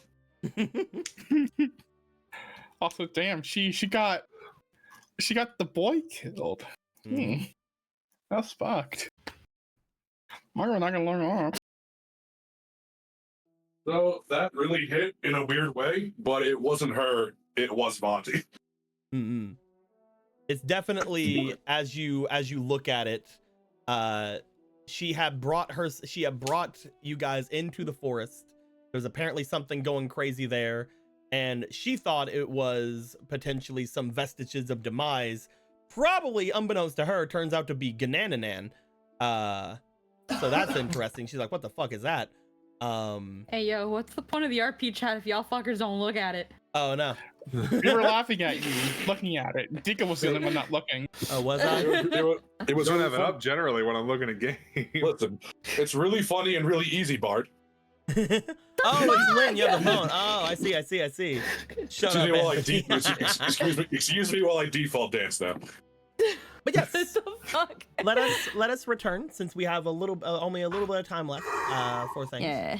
Let us return over to the things here. And again, Polo, you would return with Pika and Aga in tow, Aga being completely conked out. You would see the others taking some rice balls and having a good old time with them. And you guys would see Polo making their way back in. Oh, All right. Oh man, what happened to her? how do I put all this in a nutshell? Let's see. You didn't find her like that, did you? No, I did not. There is that one relief. I did not find her like that. Okay, good. Twirl, so- twirl. Nom. So to put it in as much of a nutshell as I could, I needed to find my brother Vega, so I went to Sir Domran, and Sir Domran did not know where he was because he had been missing for 3 days, into which I to seek the counsel of Miss Pika, to which I did that, but Miss Pika said, in order for me to do the thing you want me to do, I need more magic, and Miss Aga sure is very grumpy right now and not leaving her room. much magic anymore because of Ronan. Either way, I was Stop taking your magic. I was able to convince Miss Aga to please help us in exchange for sanctuary in our house, for she is terrified of someone potentially stealing her magic and invading her mind.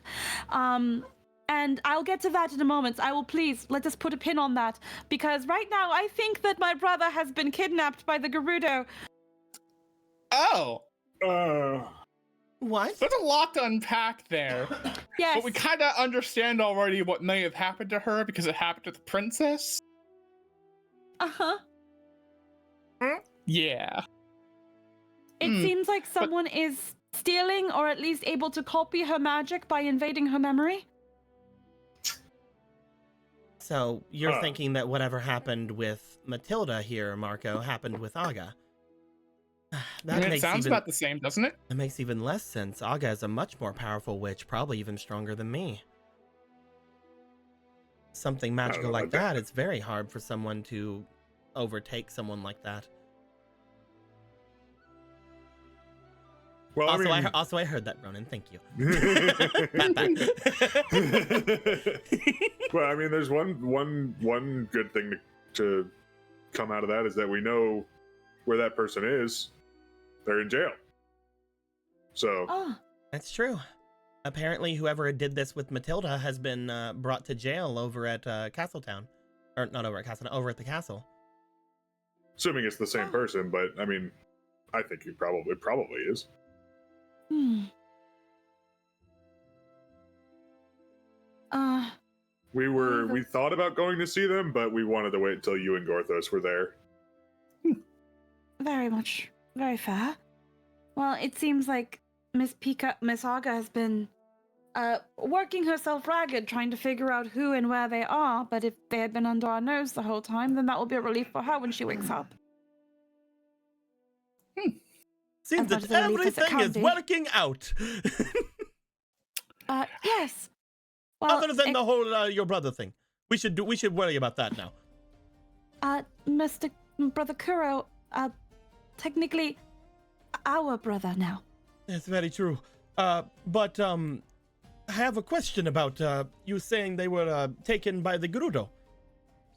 Well, Miss Pika's vision with all the magic that Miss Aga was able to aid her in, the only thing we could see was a cart, a lot of sunlight, and maybe sand and iron knuckles.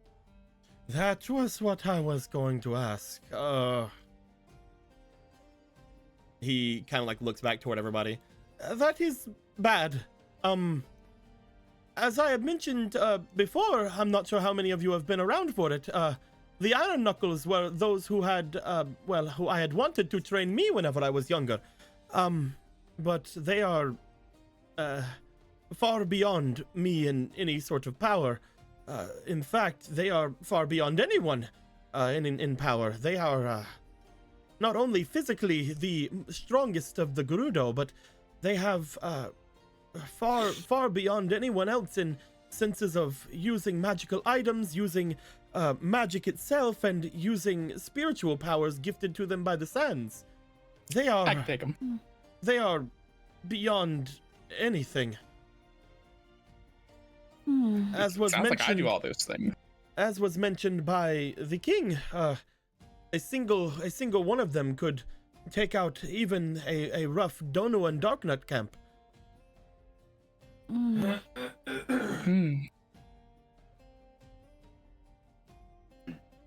That does not bode well. It seems I can't say for sure what has befallen my brother, if they've been enraptured by something or if they just were taken down, but they seem to... Go ahead, sorry. They seem to be under the watch of at least one Iron Knuckle. Well, if anything, from what we saw over in the river domain, either he's enraptured with something or maybe someone's enraptured with him. He does not have his cloak, it is very likely. Oh no. I did not sense an actual legitimate magical effect on him whenever he had done what he did, but that being said, he is apparently got his charms from his father. At least enough for where his father thought it was good to give him that smelly cloak. Well, it wasn't originally smelly. I think that was just Brother Vega not taking care of it. Yeah. Well, it's gone now. Regardless of that, he's been gone for 3 days? According to Sir Domrin, he said that he hadn't been showing up for their sparring matches in quite a while. How far did they get? In the vision, I mean. Well, if I'm remembering what Miss Pika said, I think they had to have been at least several hours worth of distance. We had saw, from what I had remembered of it, I had saw the Great Gerudo City there. There was a wall and a symbol and everything. So they're far beyond how 3 days could have taken them. Yeah, that's way in the middle of the desert. 3 days? I have walked that path many a time, and that is very good time. What makes me curious is to, if he has been missing for 3 days, and if we are just to comfortably say by Mr. Domrin's word that it was 4 at the most, At what point was an iron knuckle or even several Gerudo here? Or did my brother leave on his own? If he ran his own way that direction, just bolted as a demon, like, he could potentially have cut down that time on his own, but that depends on him He directly also- going to the desert. He also doesn't he know a song that goes to the desert? That is very true, but that still doesn't. It still doesn't tell me why. Yeah, unless, it doesn't explain again, why he has went been, there. Unless he I But was that mean, is very, raptured. but that is very good that you noticed that. At least we know how he got there at that point. Mm. Then it's just a matter of at what point did he come in contact with a vision of the chief? Is it not seeing her visage that allows somebody to open themselves up to be enraptured? Yeah. He was not there at any of the scrying events that we had, I mean, I guess was he? not the ones that we did, I guess. Yeah, I not mean, the ones that we did. it's not impossible he saw her some other way, but we have no way to know if that's true. I mean, not everyone has scrying ability, so she got her visage out somehow in lower in Lon Lon, so maybe spitballing here, maybe it's something that spreads to people from people that have seen it. Maybe after we saw it, it went to him and he never mentioned it. Well, the hell either else way, would we have just a- have to make our way there and take them back. Just Well, the hell because else they're would have a- strong doesn't mean we can't tell them. Doesn't mean we can't tell them to release a prisoner. Especially one as important as your brother. We can't let them know that he is the future Demon King. I wouldn't be surprised if he already told them that. Let me out of here, future demon king. Future Demon King here, you wanna let me out? There's just that, like, if he has been bewitched, Brother Hada is going to have a field day with this. He was very convinced he was too stupid to be bewitched.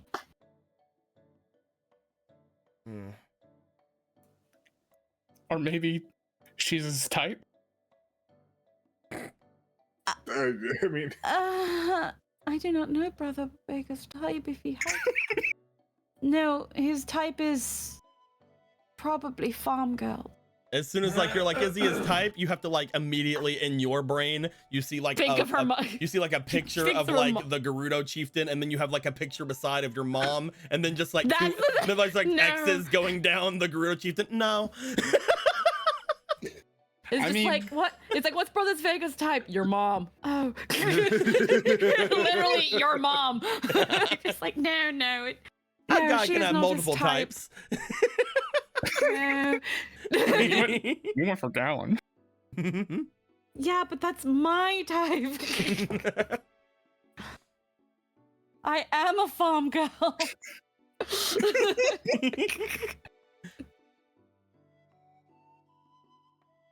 So if we're trying to Really? get there and get him away, but we can't mention that he's a demon king, then we need to figure something else out. Does anybody else have any songs to take us to take it to the desert? I don't know. I mean, if anyone does, it's probably Argo, but I don't know. I could have sworn at some point Vega taught it to at least somebody, but I don't remember. He It and was I awful. talked about learning it a while ago. Yeah, it was definitely but we never talked did. about like getting him to teach the song of the desert. And somebody here was with a bunch of himbos at the time, but who knows if they know anything of it. I mean Z? Yeah. Yeah, so if anyone would know it, maybe it's Z. Hey Z, do you know the desert song? Oh, no, I don't believe I do, but I do remember that whenever we were hanging out around the forest, a lot of people were playing songs, but not with any magical instruments. Maybe one of them remember the song if he played it? Or we could just make our way there. We know several different ways of going faster, right? We would Yeah, just you have got to that. we would just have to find our way through the desert, which is, something we have to prepare for probably. Yeah, it is part of the little one's, quest to go to the desert. It's true. So taking too many shortcuts is probably not good. There are those secret paths that go to the desert, right, Sierra? I mean, that would get us a little bit inside, yeah. We didn't really go too far into many different places in the desert because most of those who are with me are male. But Yeah. we could find some ways in there, I'm sure. Okay. Well, there's at least a way to cut part of the trip down. The main issue is going to be to make sure we have enough water and things of that nature on our way there, and also to make sure we have the correct water and such for those who will be bringing us, the horses and Dawn, you know. Yeah, I got the king's cook lady. She knows how to make some good stuff for the heat. So you can probably talk to her Speaking again. of, will Magic Frog be okay in the desert? That's an issue of a question right there. I mean, he's all powerful, but He's beyond It might- you and me and more in any it sort might of be ability. comfy. No one could possibly lay a candle to his power. It's true. He can solo Ganon. If not for his merciful nature, Ganon and Demise would not be a problem. They would have both been consumed by the frog. Digested and turned into poop. Nations will fall before him. Jesus fucking Christ. These are all true things. Both by age and by power. He will rule with an iron but fair fist. Technically, with how old he might be, nations have in fact fallen before him. We have like a flashback toward the 100 Hero War, and there's just a slightly younger frog sitting in the lineup. He's like half the size of what he is now. He's like all grizzled and he has like battle scars. Like Gorthos passes by, I'm just like, Magic Frog. And then That's later fun. on, inside of the place he's in right now, he thinks like, oh yeah. Oh yeah. Maybe he was more Battletoad shaped at that time. He's just a fucking battle toad. He He's has the a ripped fighting as shit. form. Yeah. It's like fucking Mob Psycho with Bradley. I'll see how Magic Frog feels about it. He'll probably end up staying back, but we'll see. So we should figure out what we can about what happened with Matilda and with Aga, but for the most part, let's see if we can figure out if we can head out toward the desert as quickly as we can. I mean, even if some of us make the first leg of it, we could use Shefos's hair to get the rest of us to come. Yeah, that's That's a true. good plan. We should get the horses back through. I mean, that gateway should be big enough now, but how do we get them out the house? If any of you could prepare me some ways of going, I could make sure to get the first couple of legs done, and then make my way back whenever there is something impassable for myself. Perhaps whenever I get too close to any civilized areas there. Obviously, I don't want to be caught by myself. Sure. Yeah, it works. Sure, that sounds good. If that is fine with you, Polo. Yes, of course. I am wondering if I should let Brother Hadar know what is going on. I feel like it would not be fair to leave him out of the loop, but I'm also scared that he'd go charging to the desert when we don't have time.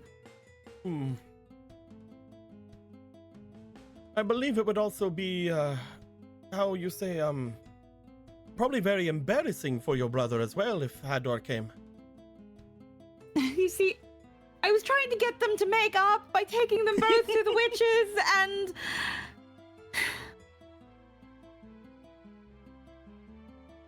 I mean, we could wait until we get there to see what the situation is, and then if need be, we can just pop back over here, pop over to Lon Lon and grab him, right? If you'll need me to get there through at least the first little bit if we want to bring down some of the time. So me and Kuro can make our way with whoever else you think we can bring with us. We can make the first legs, and then whenever the tunnels end, we'll come back and see all of you. Yes. Shouldn't take us more than a day or so. Mm-hmm. Okay, no. We'll just need one of your horses and one of your carriages then. We'll also need your, that bird lady to unshrink them. Right. Right, they're shrunken. I mean, we can just take them out from here. Bring them through here, and then, oh my gosh, that's so smart. Yes, it's incredibly smart. We could take them a lot closer. We could take them straight to Lon at that point. Yeah. That could cut down on the time significantly, yeah. All right, we have a plan of action. All right.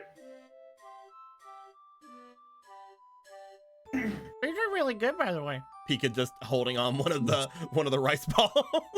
Yeah. Is this the fish of love? No, not quite yet. Not yet. Oh my Miss god. Pika, I'll be Obra knows immediately. It's like, oh my god. This dumb fuck. To be fair, Miss Obra, you cannot doubt its potency. Oh yes, a powerful magical item indeed.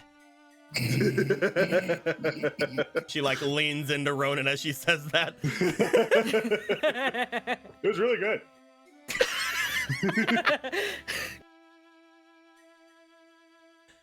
As you guys would get things settled here, you guys would start collecting the food that Polo had made, as well as getting certain people off to beds that they could finally rest a little fucking bit. Yep. Eventually, we would think that you guys would make your way to the morning, either through going back and talking with some of the others, or getting things settled enough to where you guys can make your way to Castletown. We will get back into things next week, and if you guys have anything you guys want to do in the early morning or in the late night, we can go over it then. But once we do get to the morning, you guys would bring enough of yourselves that you guys would feel would be interested in making your way to the castle, going over toward where the dungeons would be and trying to find who this possibly could have been to do this weird magical attack on some of the more powerful witches in Castletown. As you guys do that, the others will get both Sierra and Kuro ready with a carriage to head out from Lon Lon to make their way toward the desert, potentially going around any of the more hazardous or terrible places in that area, hopefully bypassing all of the fighting that may or may not be occurring, or the Cold War, whatever is happening down there.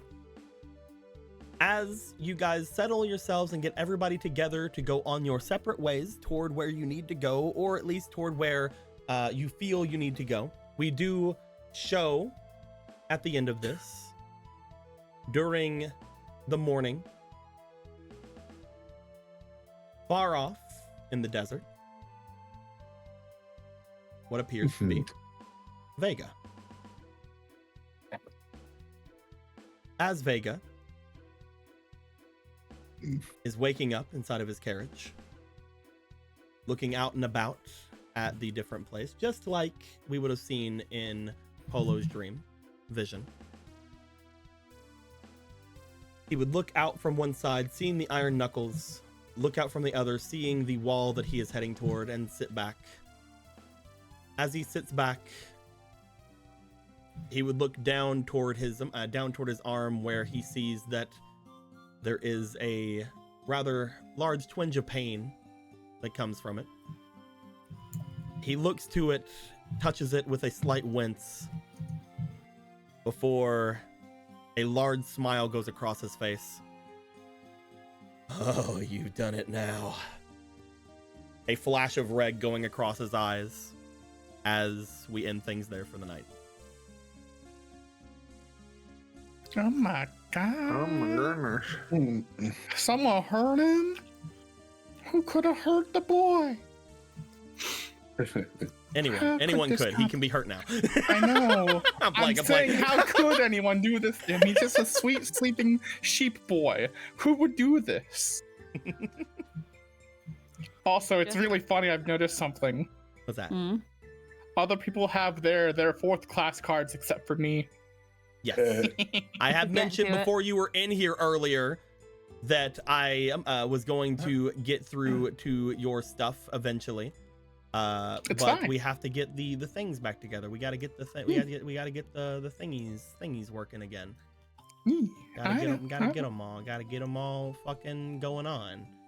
Gotta get things going. Gotta do it. We gotta get going. Gotta get going around. Get good. Gotta get them all. Gotta skill issue. But yes, we will get to that. Hopefully next time. We will see what goes down with the Gerudo potentially carrying a bomb into the Gerudo City. I'm gonna wreck it. Out of any singular being they could have picked up, they picked up this guy, Vega. Oh, you shouldn't have done that. The boy who has been training his ass off with one of the strongest heroes we know that we literally brought back to life. This guy who's been immortal for most of his life is feeling pain and feeling it sustained for the first time, is a demon who, gets more powerful when they're lower health. They are going to be fucked up by the time we get there, and all we can do is say, hey, sorry. I'm the new king of Gerudo City. What's up? Ah, I see. He's trying to ruin my wedding before my wedding. No, by my decree, do wedding or whatever. Yeah. Wait, let him cook. You know all those stupid things that the Gerudo do, like all the things like, oh, you can't have guys in here, and oh, you can't go and check out the really cool fucking sacred places. Go nuts. Fucking let's go. I'm in charge now. Take pictographs. Hey, you know how people are talking about oh, you only the people up in charge can look at fucking history books or whatever? No, we're building a library. Let's fucking go. It's right over there. You're writing it all down as we speak. And we'll put all the world's knowledge in there and hope it never burns. Now, if you'll excuse me, I'm gonna go fight that Molduga out there. I'm gonna go wrestle it. It'll become my new pet. Vega, don't be insane. Here, you put these shoes on, it'll help. Ah, sand shoes, cool. Now go Take fight that it. Molduga, my bitch. Hey, did you guys see that giant mechanical camel? I'm gonna go wrestle it. Don't wrestle it. You guys see that? You guys see that? You guys see that Pura beast out there? Yeah, I was gonna say, you mean the Pura beast? Fucking Christ! Don't worry about that. Squeaky is currently going through Tears of the Kingdom on their channel. And we were hanging out earlier, and Pura, we were just saying that Pura was just renaming all the Sheikah tech their own name. It's just like, oh yeah, you mean the Pura beasts? Yeah, you'll see those in game 3. Let us Nintendo was too much of a coward to let us be Power Rangers in Zelda. The Pura Tower, the Pura Bike, the Pura Pad, the Pura Launch Pad. Oh, can I get a paraglider? Oh, you mean a paraglider? You mean the paraglider? Shut your fucking mouth. Here, let me have your Sheikah. Let me have your Sheikah slate. Okay, now it's a Pura Pad and it's worse. It is just worse though. It takes microtransactions on your map, and every time you want to use Fuse, it takes 3 rupees. It's great. It's wonderful. Yeah, it's funny. But yes, we will see just about what goes down here. We'll have Anthony sit on all the revelations that have come through into his brain for a week and see how he feels about it next week. See what all he wants to chat on with people about. We'll see what goes down from that. I hope I that love. Just walk in the room. Oh, hey, go. What's up? Shut up. Sit down. There's a lot. Until then, hopefully next week we will learn a little bit more about what's going down. Have any questions, comments below? Thank you guys for showing up. Thank you guys for hanging out with us for another session of Zelda. Until next time, like always, later days. Bye-bye. I can't wait to open that vault and have a vault beast come out like Borderlands.